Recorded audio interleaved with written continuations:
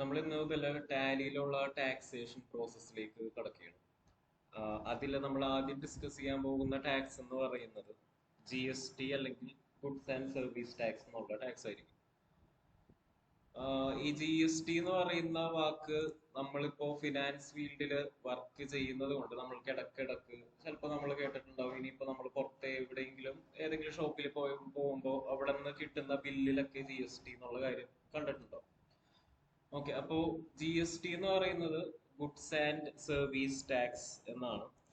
ഇനി GST related ആയിട്ടുള്ള theory കാര്യങ്ങൾ എന്തൊക്കെയാണെന്ന് വെച്ചാൽ GST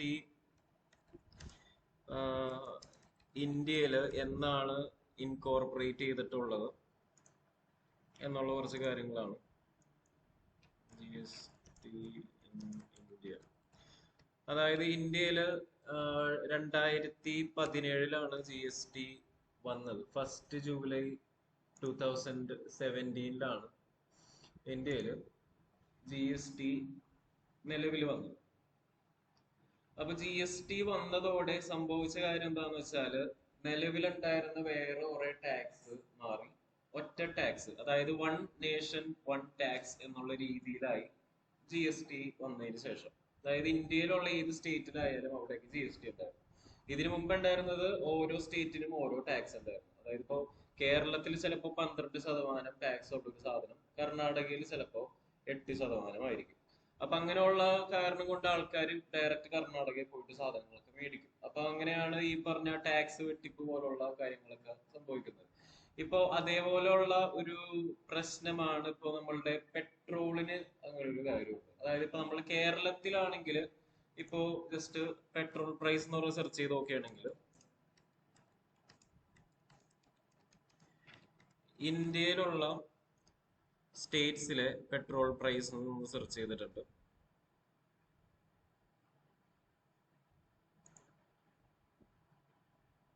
ഓക്കെ, ഓരോ സ്റ്റേറ്റ് വൈസ് നോക്കി. ഇതിപ്പോ ആന്ധ്രാപ്രദേശ് ആണ്. ഓക്കെ, എല്ലാ സ്റ്റേറ്റിന്റെയും ഉണ്ട്. അപ്പൊ ഇവിടെ ആന്ധ്രാപ്രദേശിന്റെ പെട്രോൾ പ്രൈസ് ഇവിടെ കിടപ്പുണ്ട്. 109 രൂപയാണ് അവിടെ. ആൻഡമാൻ നിക്കോബാറിൽ 82, അരുണാചലിൽ 90, അസമിൽ 96, ബീഹാറിൽ 106. അങ്ങനെ ഓരോ സ്റ്റേറ്റിലും പെട്രോളിന്റെ വില ഡിഫറെന്റ് ആണ്. ഇപ്പൊ കേരളത്തിൽ വരികയാണെങ്കിൽ ഏകദേശം 105 രൂപയാണ് ഇപ്പോഴത്തെ പ്രസന്റ് പെട്രോൾ പ്രൈസ് എന്ന് പറയുന്നത്. അപ്പോ ഈ പെട്രോളിന് എന്തുകൊണ്ടാണ് ഇങ്ങനെ വില വ്യത്യാസം വരുന്നത് ഓരോ സ്റ്റേറ്റിലും? അതായത് ഇപ്പൊ നിങ്ങളെല്ലാം ഇപ്പൊ ഈ ട്രാവൽ ബ്ലോഗ് ഒക്കെ ചെയ്യുന്ന ആൾക്കാർ പറയുന്ന കണ്ടിട്ടുണ്ടാവും. അതായത് കേരളത്തിൽ നിന്ന് പെട്രോൾ അടിക്കുന്നതിനേക്കാൾ നല്ലത് തമിഴ്നാട്ടിൽ പോയിട്ട് പെട്രോൾ അടിക്കുന്നതാണ്, അതായത് യാത്ര ചെയ്യും. കാരണം അവിടെ പെട്രോളിന് വില കുറവായിരിക്കും. മുമ്പ് GST ഉണ്ടാവാതിരുന്നപ്പോ എല്ലാവരും ഇതേപോലെ ആയിരുന്നു എല്ലാ ഐറ്റത്തിനും. ഇപ്പൊ അത് പെട്രോളിന് മാത്രമേ ഉള്ളൂ. പക്ഷെ മുമ്പ് എല്ലാ ഐറ്റത്തിനും ഇതേപോലെ വിലക്കുറവ് ആയിരിക്കും ഏതെങ്കിലും ഒരു സ്റ്റേറ്റിൽ. അപ്പൊ ആൾക്കാർ എന്ത് ചെയ്യും? ആ സ്റ്റേറ്റിലേക്ക് പോയിട്ട് സാധനങ്ങൾ മേടിക്കും. അത് അവിടെ പ്രൊഡക്ഷൻ ഉള്ളതുകൊണ്ട്, അതായത് അവിടെ കൂടുതൽ കൃഷി കാര്യങ്ങളൊക്കെ ഉള്ളതുകൊണ്ട്. ഇവിടെ കൃഷിയില്ല, അതുകൊണ്ട് പച്ചക്കറിക്ക് എന്നാലും പിന്നെ ട്രാൻസ്പോർട്ടേഷൻ കോസ്റ്റ് ഒക്കെ വരുമ്പോഴാണ് ഇവിടെ വില കൂടുന്നത്. അതൊക്കെ അങ്ങനെ. പിന്നെ ചില ഐറ്റംസിന് ഇങ്ങനെ വരുന്ന എന്താന്ന് വെച്ചാല് ഇപ്പൊ പെട്രോൾ പോലുള്ള സാധനങ്ങൾക്ക് GST ബാധകമല്ല.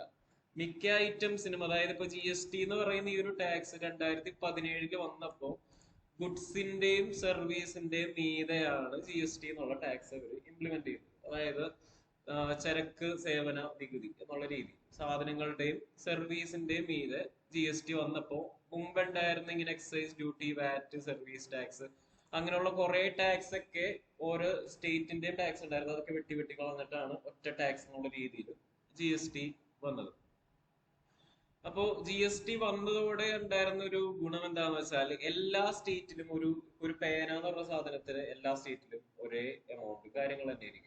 അപ്പൊ അതേപോലെ തന്നെയാണ് GST ബാധകമായിട്ടുള്ള എല്ലാ ഐറ്റംസിനും എല്ലാ സ്റ്റേറ്റിലും ഒരേ റേറ്റ് തന്നെ ആയിരിക്കും വരുന്നത്. അപ്പോ അങ്ങനെ എല്ലാ സ്റ്റേറ്റിനും ഒരു യൂണിഫോം ആയിട്ട് വളരാൻ കൂടി സഹായിക്കുന്ന ഒരു ടാക്സും കൂടിയായിരുന്നു GST എന്ന് പറയുന്നത്.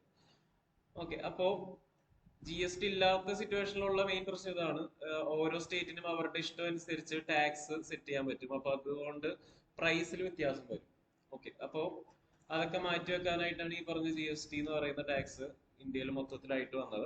അപ്പൊ GST എന്ന് പറഞ്ഞ ഈ ഒരു വാക്ക് പറയുമ്പോൾ അതിന്റെ കൂടെ നമ്മള് അറിയേണ്ട ഒരു കാര്യമാണ് സപ്ലൈ എന്ന് പറയുന്ന കാര്യം. അതായത് GST എന്ന് പറയുന്നത് supply of goods and services, അതായത് ഗുഡ്സും സർവീസും കൊടുക്കുമ്പോൾ ആണ് GST എന്ന് പറയുന്ന ടാക്സ് വരുന്നത്. ഓക്കെ, അപ്പോ എപ്പോഴാണ് GST ആപ്ലിക്കബിൾ ആകുന്നത്, അതാണ് നമുക്ക് ഇനി നെക്സ്റ്റ് ഡിസ്കസ് ചെയ്യേണ്ടത്. അതായത് ആദ്യം മനസ്സിലാക്കുക, GST എന്ന് പറയുന്ന ടാക്സ് നമ്മുടെ കമ്പനി ഗുഡ്സും സർവീസും വിൽക്കുമ്പോഴും വാങ്ങുമ്പോഴും ഉണ്ടാകും. ഓക്കെ, അങ്ങനെയുള്ള ഒരു ടാക്സ് ആണ് GST. ഇനി നമ്മുടെ കമ്പനിക്ക് GST രജിസ്ട്രേഷൻ എടുക്കേണ്ട ആവശ്യമുണ്ട്, അതാണ് നെക്സ്റ്റ് നോക്കേണ്ടത്. രണ്ട് ടൈപ്പ് രീതിയിൽ നമുക്ക് GST രജിസ്ട്രേഷൻ എടുക്കാം.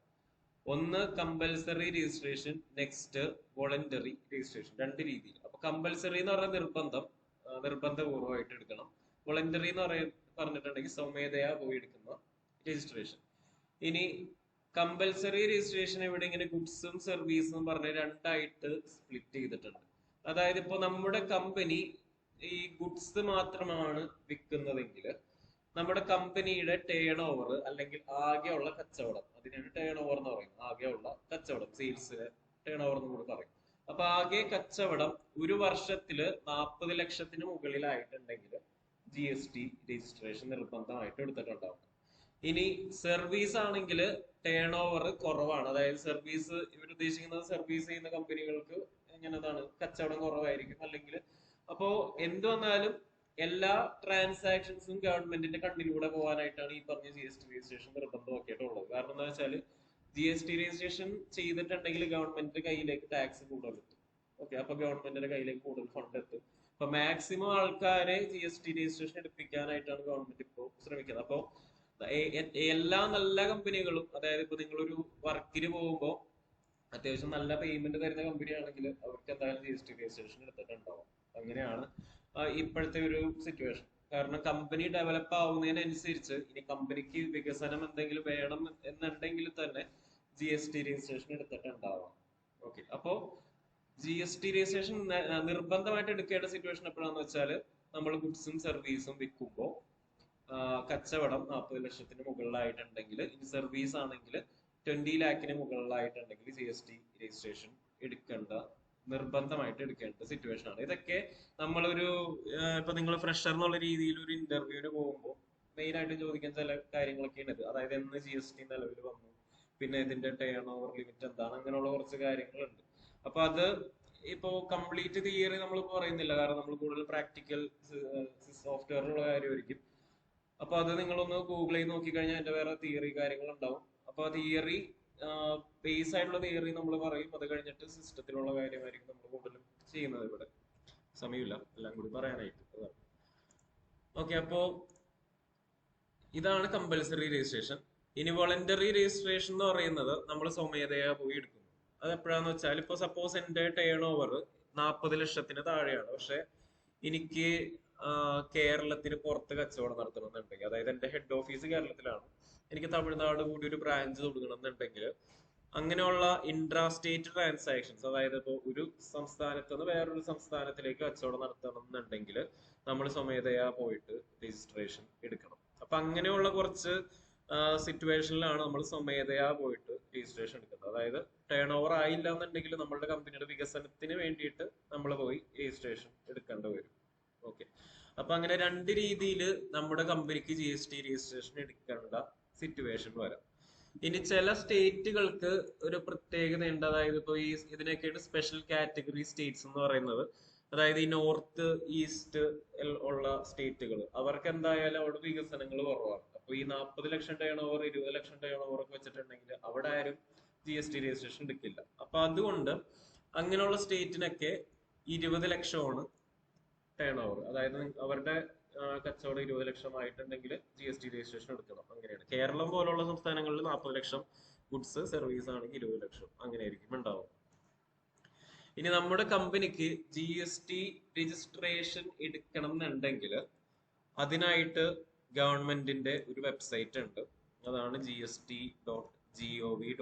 ഇതാണ് ഗവൺമെന്റിന്റെ വെബ്സൈറ്റ്. നമ്മുടെയൊക്കെ ഫേസ്ബുക്ക്, ഇൻസ്റ്റാഗ്രാം പോലുള്ള ഒരു വെബ്സൈറ്റ് ആണ്. ഇതിൽ നമുക്കൊരു യൂസർ നെയിമും പാസ്വേഡ് ഉണ്ടാവും. അതായത് പുതിയൊരു അക്കൗണ്ട് ആണ് ക്രിയേറ്റ് ചെയ്യുന്നതെങ്കിൽ ഇവിടെ ഉണ്ട് രജിസ്റ്റർ എന്നുള്ള ഓപ്ഷൻ ഉണ്ട്. ഓൾറെഡി എക്സിസ്റ്റിംഗ് യൂസർ ആണെങ്കിൽ ലോഗിൻ എന്നുള്ള ഓപ്ഷൻ ഉണ്ട്. സാധാരണ ഒരു സോഷ്യൽ മീഡിയയിൽ വർക്ക് ലോഗിൻ ചെയ്യുന്ന പോലെ. അങ്ങനെ എല്ലാ ബിസിനസ്സുകളുടെ ഒരു സോഷ്യൽ മീഡിയ ശരിക്കും പറഞ്ഞാൽ ഈ പറഞ്ഞ GST പോർട്ടലിൽ നമുക്ക് മറ്റ് ബിസിനസ്സുകളായിട്ട് ഇങ്ങനെ കണക്ട് ചെയ്യാം. നമ്മളുടെ ബില്ലുകൾ റിയൽ ടൈം ആയിട്ട് ഇതിൽ അപ്ഡേറ്റ് ആയിക്കൊണ്ടിരിക്കും. അപ്പൊ അങ്ങനെയുള്ള കുറെ കാര്യങ്ങൾ ഈ പറഞ്ഞ GST സൈറ്റിനുണ്ട്. അപ്പൊ പുതിയൊരു GST രജിസ്ട്രേഷൻ എടുക്കണമെന്നുണ്ടെങ്കിൽ നമുക്ക് ഇവിടെ ഈ ഒരു സർവീസസ് എന്ന് പോയി കഴിയുമ്പോൾ കണ്ടോ രജിസ്ട്രേഷൻ എന്ന് പറഞ്ഞ ഓപ്ഷൻ ഉണ്ട്. അതിൽ തന്നെ ന്യൂ രജിസ്ട്രേഷൻ എന്ന് പറഞ്ഞ ഓപ്ഷൻ കിടക്കുന്നുണ്ട്. പുതിയ അക്കൗണ്ട് ക്രിയേറ്റ് ചെയ്യണമെന്നുണ്ടെങ്കിൽ അതാണ് ചെയ്യുന്നത്. അതായത് ഇപ്പൊ നമ്മള് ടേൺ ഓവർ നമ്മളുടെ കൂടി അല്ലെങ്കിൽ നമ്മൾക്ക് പുറത്തേക്ക് ട്രാൻസാക്ഷൻ ചെയ്യണം. അപ്പൊ അങ്ങനെയുള്ള സിറ്റുവേഷനിലൊക്കെ നമ്മൾ പോയിട്ട് ഈ ഒരു സൈറ്റിൽ പോയി രജിസ്റ്റർ ചെയ്യണം. അപ്പൊ ഇതിൽ ന്യൂ രജിസ്ട്രേഷൻ എന്ന് പറഞ്ഞ ഓപ്ഷൻ എടുത്തു കഴിയുമ്പോൾ ഇവിടെ നമ്മൾ എന്താണ് നമ്മളൊരു ടാക്സ് പെയർ ആണ്. അതായത് എല്ലാ ബിസിനസ്സും ടാക്സ് അടക്കുന്നുണ്ട്. അപ്പോൾ ഇതിൽ ടാക്സ് പെയർ എന്നുള്ള ഓപ്ഷൻ ആയിരിക്കും ഫസ്റ്റ് തന്നെ എല്ലാവരും സെലക്ട് ചെയ്യുന്നത്. പിന്നെ ഇത് സ്വന്തമായിട്ട് തന്നെ നമുക്ക് ഫില്ല് ചെയ്യാവുന്നുള്ളൂ. അതായത് ഇപ്പൊ നമ്മളൊരു കമ്പനി നടത്തുകയാണെങ്കിൽ സ്വന്തമായിട്ടൊരു ബിസിനസ് ഒക്കെയാണ് നമുക്ക് തന്നെ വേണം ഈ കാര്യങ്ങളൊക്കെ ചെയ്യാം. ഇനി അതല്ലാന്നുണ്ടെങ്കിൽ അതായത് ഇതൊക്കെ വായിച്ച് നോക്കിയിട്ട് ചെയ്യാൻ പറ്റുന്ന കാര്യങ്ങളുള്ളൂ. പിന്നെ നമ്മളുടെ കമ്പനിയുടെ അഡ്രസ് ഡീറ്റെയിൽസ് ഒക്കെ ഒന്ന് എൻ്റർ ചെയ്ത് കൊടുക്കുക. നമ്മുടെ ഫോട്ടോ, നമ്മുടെ ആധാർ കാർഡ്, അങ്ങനെയുള്ള ഡീറ്റെയിൽസ് ഒക്കെ അപ്ലോഡ് ചെയ്ത് കൊടുത്തിട്ടുണ്ടെങ്കിൽ ഈ പറഞ്ഞ രജിസ്ട്രേഷൻ പ്രോസസ്സ് കഴിയും. ഇനി അതിലെന്തെങ്കിലും ബുദ്ധിമുട്ടുണ്ടെങ്കിൽ GST രജിസ്ട്രേഷൻ ചെയ്ത് കൊടുക്കുന്ന GST സുവിധ പ്രൊവൈഡേഴ്സ് ഉണ്ട്. അല്ലെങ്കിൽ ഈ പറഞ്ഞ ഇന്നത്തെ കാലത്ത് മിക്ക ഈ അക്ഷയ സെന്ററിൽ വരെ പോയി കഴിഞ്ഞാൽ അവർ GST രജിസ്ട്രേഷൻ എടുത്തു തരും. അത്രക്ക് എളുപ്പമാണ് ഇതിന്റെ പ്രോസസ്, രജിസ്ട്രേഷൻ പ്രോസസ്. ഓക്കെ, അപ്പോ ഇവിടെ കമ്പനിയുടെ പേര് പോലുള്ള കാര്യങ്ങൾ ഇവിടെ കൊടുക്കണം. പിന്നെ നമ്മൾക്ക് പാൻ നമ്പർ ഉണ്ടെങ്കിൽ പാൻ നമ്പർ മസ്റ്റ് ആണ് GSTക്ക്. പാൻ നമ്പർ, കമ്പനിയുടെ പാൻ നമ്പർ എൻ്റർ ചെയ്ത് കൊടുക്കാം. ഇനി പാൻ നമ്പർ ഇല്ലാന്നുണ്ടെങ്കിൽ ഇവിടെ തന്നെ നമുക്ക് അപ്ലൈ ചെയ്യാനുള്ള ഓപ്ഷൻ ഉണ്ട്. അതായത് ഇവിടെ നിന്ന് ക്ലിക്ക് ചെയ്ത് കഴിഞ്ഞിട്ടുണ്ടെങ്കിൽ നമ്മൾ ഇൻകം ടാക്സിന്റെ വെബ്സൈറ്റിലേക്കായിരിക്കും പോകുന്നത്. ഇവിടെ പ്രൊസീഡ് കൊടുത്തു കഴിയുമ്പോൾ ഈ ഒരു online PAN application income tax ഡിപ്പാർട്ട്മെന്റിന്റെ ആ ഒരു വെബ്സൈറ്റിലേക്കായിരിക്കും പോകുന്നത്. ഓക്കെ, ഇതെല്ലാം കഴിഞ്ഞിട്ട് ഫസ്റ്റ് ഫേസിൽ, അതായത് ഇപ്പൊ നമ്മൾ ഒരു പുതിയ അക്കൗണ്ട് ക്രിയേറ്റ് ചെയ്യണമെന്നുണ്ടെങ്കിൽ സാധാരണ ഇപ്പോൾ ഫേസ്ബുക്കും വാട്സാപ്പിലൊക്കെ ഉള്ള നമ്മൾ ഇമെയിൽ ID ഫോൺ നമ്പറും വെച്ചിട്ടാണ് വെരിഫൈ ചെയ്യുന്നത്. അപ്പോൾ നമ്മളുടെ ഇമെയിൽ ID പിന്നെ ഫോൺ നമ്പർ ഇത്രയും കാര്യങ്ങൾ വെച്ചിട്ട് പിന്നെ ഈ ഒരു ക്യാപ്ച കോഡൊക്കെ ടൈപ്പ് ചെയ്ത് കൊടുത്ത് പ്രൊസീഡ് ക്ലിക്ക് ചെയ്ത് കഴിഞ്ഞാൽ ഡയറക്റ്റ് പാർട്ട് എ രജിസ്ട്രേഷൻ പ്രോസസ്സിലേക്കായിരിക്കും കിടക്കുന്നത്. അപ്പൊ പാർട്ട് എയിൽ സംഭവിക്കുന്ന കാര്യം എന്താന്ന് വെച്ചാൽ നമ്മളുടെ pan number, legal name, mobile number, email ID അതൊക്കെ OTP വെച്ചിട്ട് വെരിഫൈ ചെയ്യും. ഓക്കെ, അപ്പോൾ ഇങ്ങനെ ഒരു കമ്പനി ഉണ്ട് എന്നുള്ള ഒരു ചെക്ക് ഒക്കെ നടത്തിയിട്ട് നമ്മൾക്ക് GST രജിസ്ട്രേഷന്റെ ഫസ്റ്റ് ഫേസ് കംപ്ലീറ്റ് ആവും. ഇനി സെക്കൻഡ് ഫേസിലാണ് നമ്മുടെ കമ്പനിയുടെ ബാക്കിയുള്ള ഡീറ്റെയിൽസ് ഒക്കെ എൻ്റർ ചെയ്ത് കൊടുക്കുന്നത്. അതായത് ഇപ്പോൾ കമ്പനിയുടെ ഡയറക്ടർ ഉണ്ടാവും അല്ലെങ്കിൽ ഒരു ഓണർ ഉണ്ടാവും. ആ ഓണറിന്റെ ആധാർ കാർഡ്, പിന്നെ ബിസിനസിന്റെ റെന്റിനാണെങ്കിൽ റെന്റിലുള്ള address, permanent place of business ഉണ്ടെങ്കിൽ അതിന്റെ അഡ്രസ്സ്, അങ്ങനെയുള്ള കാര്യങ്ങളൊക്കെ എൻ്റർ ചെയ്ത് കൊടുത്തു കഴിയുമ്പോൾ നമുക്ക് ഒരു താൽക്കാലിക റെഫറൻസ് നമ്പർ കിട്ടും. ആ ഒരു റെഫറൻസ് നമ്പർ കിട്ടിക്കഴിഞ്ഞിട്ട് ഒരു 15 ദിവസത്തേക്ക് വാലിഡിറ്റി ഉണ്ട്. ആ 15 ദിവസം കഴിഞ്ഞ് കഴിയുമ്പോൾ നമ്മൾ എക്സ്ട്രാ ഡീറ്റെയിൽസ് എന്തെങ്കിലും അപ്ഡേറ്റ് ചെയ്യാനുണ്ടെങ്കിൽ, അതായത് ഇപ്പോൾ ആധാറിലോ അല്ലെങ്കിൽ അഡ്രസ്സിലൊക്കെ എന്തെങ്കിലും മിസ്സിംഗ് ഉണ്ടെങ്കിൽ അത് നമുക്ക് GST സൈറ്റിൽ തന്നെ നോട്ടിഫിക്കേഷൻ വരും. ആ നോട്ടിഫിക്കേഷൻ എല്ലാം കഴിഞ്ഞ് നമുക്ക് GST രജിസ്ട്രേഷൻ ആയി എന്ന് പറഞ്ഞിട്ടുള്ള ഒരു അക്നോളജ്മെന്റ് മെയിലായിരിക്കും നമ്മുടെ ഇമെയിലിലേക്ക് വരും. SMS ആയിട്ടും വരും. ഇനി അങ്ങനെ മെയിൽ കിട്ടിക്കഴിഞ്ഞിട്ടുണ്ടെങ്കിൽ നമ്മൾക്ക് അതിന്റെ കൂടെ കിട്ടുന്ന ഒരു കാര്യമാണ് GST രജിസ്ട്രേഷൻ സർട്ടിഫിക്കറ്റ് എന്ന് പറയുന്നത്. അതായത് ഇപ്പൊ നമ്മളുടെ കമ്പനിക്ക് GST രജിസ്ട്രേഷൻ ആയിട്ടുണ്ടെങ്കിൽ നമുക്ക് അതിന് ഡിക്ലെയർ ചെയ്തിട്ട് ഒരു സർട്ടിഫിക്കറ്റ് കിട്ടും. ഓക്കെ, അതിനാണ് GST രജിസ്ട്രേഷൻ സർട്ടിഫിക്കറ്റ്. നമ്മളുടെ കമ്പനി GST രജിസ്റ്റർ ചെയ്തിട്ടുണ്ടെങ്കിൽ അത് നമ്മുടെ പ്ലേസ് ഓഫ് ബിസിനസ്സിൽ എവിടെയെങ്കിലും പ്രദർശിപ്പിക്കണം എന്നാണ് പറയുന്നത്. അല്ലെങ്കിൽ ഇപ്പോ അറ്റ്ലീസ്റ്റ് അല്ല, അത് പ്രദർശിപ്പിക്കണം, അതൊരു മസ്റ്റ് ആയിട്ടുള്ള ഒരു കാര്യം. പിന്നെ അതിന്റെ കൂടെ നമ്മുടെ കമ്പനിയുടെ GST രജിസ്ട്രേഷൻ കഴിഞ്ഞിട്ടുണ്ടെങ്കിൽ നമുക്ക് കിട്ടുന്ന ഒരു കാര്യമുണ്ട്.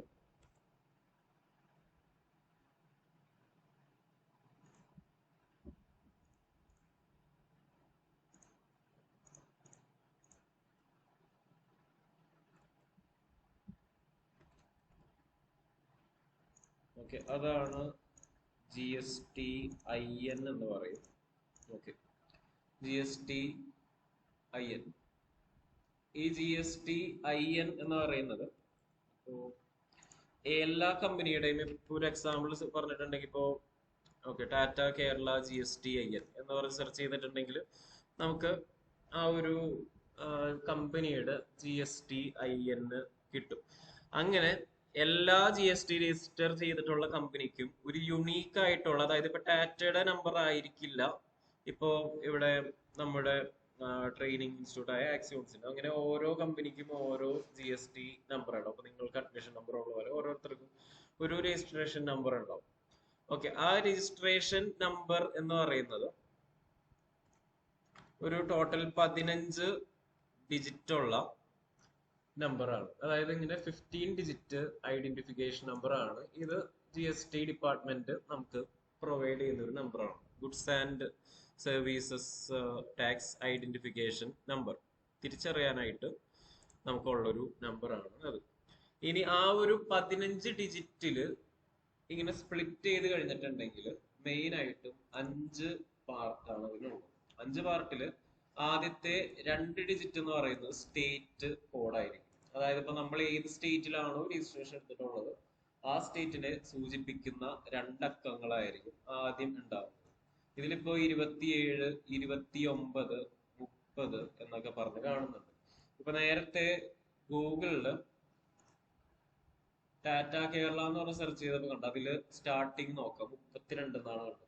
അപ്പൊ കേരളത്തിലുള്ള ഏത് കമ്പനി നമ്മൾ എടുത്ത് നോക്കിക്കഴിഞ്ഞാലും അതിന്റെയൊക്കെ സ്റ്റേറ്റ് കോഡ് എന്ന് പറയുന്നത് 32 ആയിരിക്കും. അതായത് ഇപ്പോ ഇപ്പൊ കേരളത്തിലെ വണ്ടികൾക്ക് KL എന്നുള്ള രജിസ്ട്രേഷൻ ഉണ്ട്, തമിഴ്നാടാണ് TN എന്നുള്ള രജിസ്ട്രേഷൻ. അതുപോലെ അതൊക്കെ കാണുമ്പോൾ നമുക്ക് എന്താണ്, അത് ഏത് സ്റ്റേറ്റിലാണ് ആ വണ്ടി രജിസ്റ്റർ ചെയ്തിട്ടുള്ളത് കാണാൻ പറ്റും. അതേപോലെ തന്നെ ഇപ്പൊ നമ്മൾ ഒരു ഫിനാൻസ് ഫീൽഡ് വർക്ക് ചെയ്യുന്ന ഒരു ആളെ സംബന്ധിച്ചിടത്തോളം 32 എന്നുള്ള കോഡ് ഇമ്പോർട്ടന്റ് ആണ്. അറ്റ്ലീസ്റ്റ് നിങ്ങൾ കേരളത്തിൽ വർക്ക് ചെയ്യുന്നുണ്ടെങ്കിൽ 32 എന്നുള്ള കാര്യം കാണുമ്പോൾ മനസ്സിലാക്കാം അത് കേരളത്തിൽ രജിസ്റ്റർ ചെയ്തിട്ടുള്ള ഒരു കമ്പനിയാണ്. പിന്നെ ഓരോ സ്റ്റേറ്റിനും ഓരോ കോഡ് ഉണ്ട്. അതായത് ഇപ്പൊ 27 എന്ന് പറയുന്നത് മഹാരാഷ്ട്ര, 19 എന്ന് പറയുന്നത് വെസ്റ്റ് ബംഗാൾ, അങ്ങനെ ഓരോ സ്റ്റേറ്റ് കോഡ് ഉണ്ട്. അപ്പൊ സ്റ്റേറ്റ് കോഡ് ഏതൊക്കെയാണെന്നുള്ളത് ജസ്റ്റ് ഒന്ന് ഗൂഗിൾ ചെയ്ത് നോക്കിയാൽ മതി. ഓരോ സ്റ്റേറ്റ് കോഡ് എല്ലാം പഠിച്ചോളണമെന്നൊന്നുമില്ല. നമ്മൾക്ക് ആവശ്യമുള്ള സൗത്ത് പാർട്ട് ഓഫ് ഇന്ത്യയിലെ കുറച്ച് സ്റ്റേറ്റ് കോഡുകൾ മനസ്സിലാക്കാം, പിന്നെ നോർത്ത് പാർട്ട് ഓഫ് ഇന്ത്യയിൽ കുറച്ച് സ്റ്റേറ്റ് കോഡ് മനസ്സിലാക്കാം. ബാക്കിയുള്ള സ്റ്റേറ്റ് കോഡൊക്കെ നമ്മൾ ടാലിയിൽ കുറച്ച് പ്രോബ്ലം ഒക്കെ ചെയ്യുമ്പോൾ മനസ്സിലായിക്കോളും. കാരണം നമ്മൾ പല പല സ്റ്റേറ്റിലുള്ള ട്രാൻസാക്ഷൻ ചെയ്യും. ഓക്കെ, അപ്പോ ഫസ്റ്റ് പാർട്ട് സ്റ്റേറ്റ് കോഡ്. പിന്നെ നെക്സ്റ്റ് വരുന്ന ഒരു 10 അക്കൗണ്ട്. ഓക്കെ, ഈ 10 അക്കങ്ങളില് 10 അക്കം വരുന്നത് നമ്മുടെ കമ്പനിയുടെ പാൻ നമ്പർ ചെയ്യുന്നതാണ്. ഓക്കെ, നമ്മൾക്ക് എല്ലാവർക്കും ഒരു പാൻ കാർഡ് ഉണ്ടാകും. നിങ്ങൾക്ക് എല്ലാവർക്കും പാൻ കാർഡ് ഉണ്ട്? ഇല്ല, ഒന്ന് അപ്ലൈ ചെയ്യണം. കാരണം എന്താണെന്ന് വെച്ചാൽ പിന്നീട് വല്ല എന്തൊക്കെ അക്ഷയയിൽ ചെയ്യാം, അല്ലെങ്കിൽ സ്വന്തമായിട്ട് ചെയ്യാം. നേരത്തെ ഇപ്പൊ നമ്മള് ഈ ജസ്റ്റ് ഗൂഗിളിൽ പോയിട്ട് അപ്ലൈ പാൻ ഓൺലൈൻ എന്ന് പറഞ്ഞു സെർച്ച് ചെയ്ത് നോക്കി കഴിയുമ്പോൾ ഇതാണ് tin.msd. ഈ വെബ്സൈറ്റിൽ പോയി കഴിഞ്ഞിട്ടുണ്ടെങ്കിൽ new pan for Indian citizens അതിൽ ക്ലിക്ക് ചെയ്ത് കഴിഞ്ഞാൽ ഓക്കെ, ഇത് തന്നെയാണ് നമ്മൾ നേരത്തെ GST സൈറ്റിൽ നിന്ന് പോയപ്പോ അതെനിക്ക് കറക്റ്റ് അറിയില്ല. അധികം സമയം പിടിക്കില്ല, എന്തായാലും പെട്ടെന്ന് തന്നെ കിട്ടും. ഏതാ എവിടെ പാൻ? കാരണം മിക്ക കമ്പനികളൊക്കെ ജോലിക്കൊക്കെ കയറുമ്പോഴേ വല്ല എന്താണ് ഈ PF അങ്ങനെ എന്തെങ്കിലുമൊക്കെ ഉണ്ടെങ്കിൽ പാനൊക്കെ വേണ്ടി വരും. പിന്നെ അതല്ല, ഇപ്പൊ നമ്മൾ എന്തെങ്കിലും വല്ല ഫ്യൂച്ചറിൽ വല്ല ലോണിന് അപ്ലൈ ചെയ്യാനൊക്കെ നോക്കുമ്പോൾ അന്നേരം പോയി പാൻ എടുക്കുന്നതിനേക്കാളും നല്ലത് ഇപ്പോഴേ എടുത്തു വെക്കുന്നതാണ്. പിന്നെ ഇപ്പൊ ബാങ്ക് അക്കൗണ്ട് ഒക്കെ ശരിക്കും പറഞ്ഞാൽ പാനായിട്ട് ലിങ്ക് ചെയ്യണമെന്ന് നിർബന്ധമുള്ളൂ. ആധാറും പാനായിട്ട് ലിങ്ക് ചെയ്യണമെന്ന് നിർബന്ധമുണ്ട്. അങ്ങനെ ഇപ്പൊ എല്ലാരും ഇതൊക്കെ എടുത്തു വെക്കുന്നത് നല്ലതാണ്.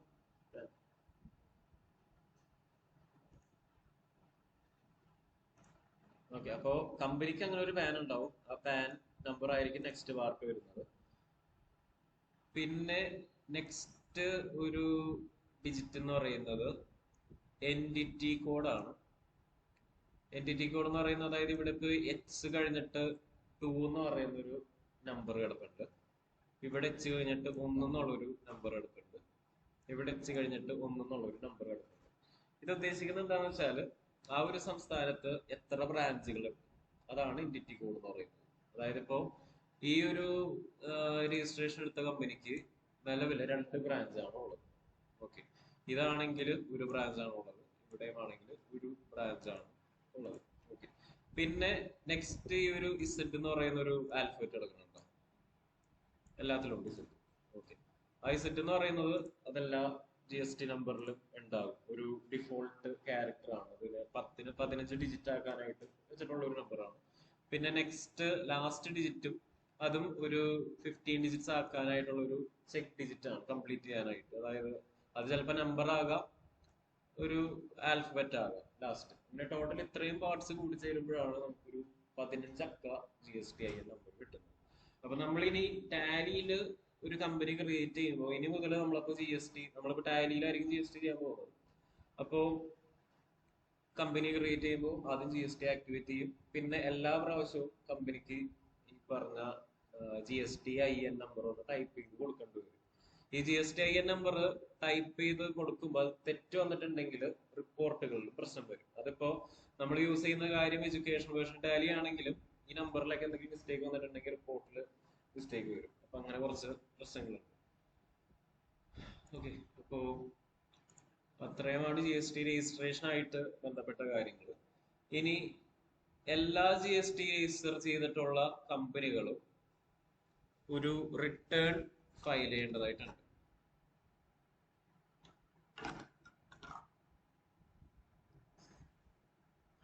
എന്താണ് ഈ റിട്ടേൺ എന്ന് വെച്ചിട്ടുണ്ടെങ്കിൽ, ഈ GST വന്നത് എന്തുകൊണ്ടാണ്? എല്ലാ കമ്പനികളും അവരുടെ കച്ചവടം ഗവൺമെന്റിനെ അറിയിക്കാൻ വേണ്ടിയിട്ടാണ് GST വന്നിട്ടുള്ളത്. GST സൈറ്റും അതുകൊണ്ട് തന്നെയാണ് വന്നിട്ടുള്ളത്. കാരണം എന്താ വെച്ചാൽ നമ്മൾക്ക് എത്ര കച്ചവടം നടക്കുന്നുണ്ട് എന്ന് അപ്ലോഡ് ചെയ്ത് കൊടുക്കണം. അതായത് എത്ര ബില്ലുകൾ നമ്മൾ പ്രിന്റ് ചെയ്യുന്നുണ്ടോ ആ ബില്ലുകളുടെ വിവരങ്ങൾ അപ്പോൾ തന്നെ GST സൈറ്റിനെ അറിയിച്ചിട്ടുണ്ടാവണം.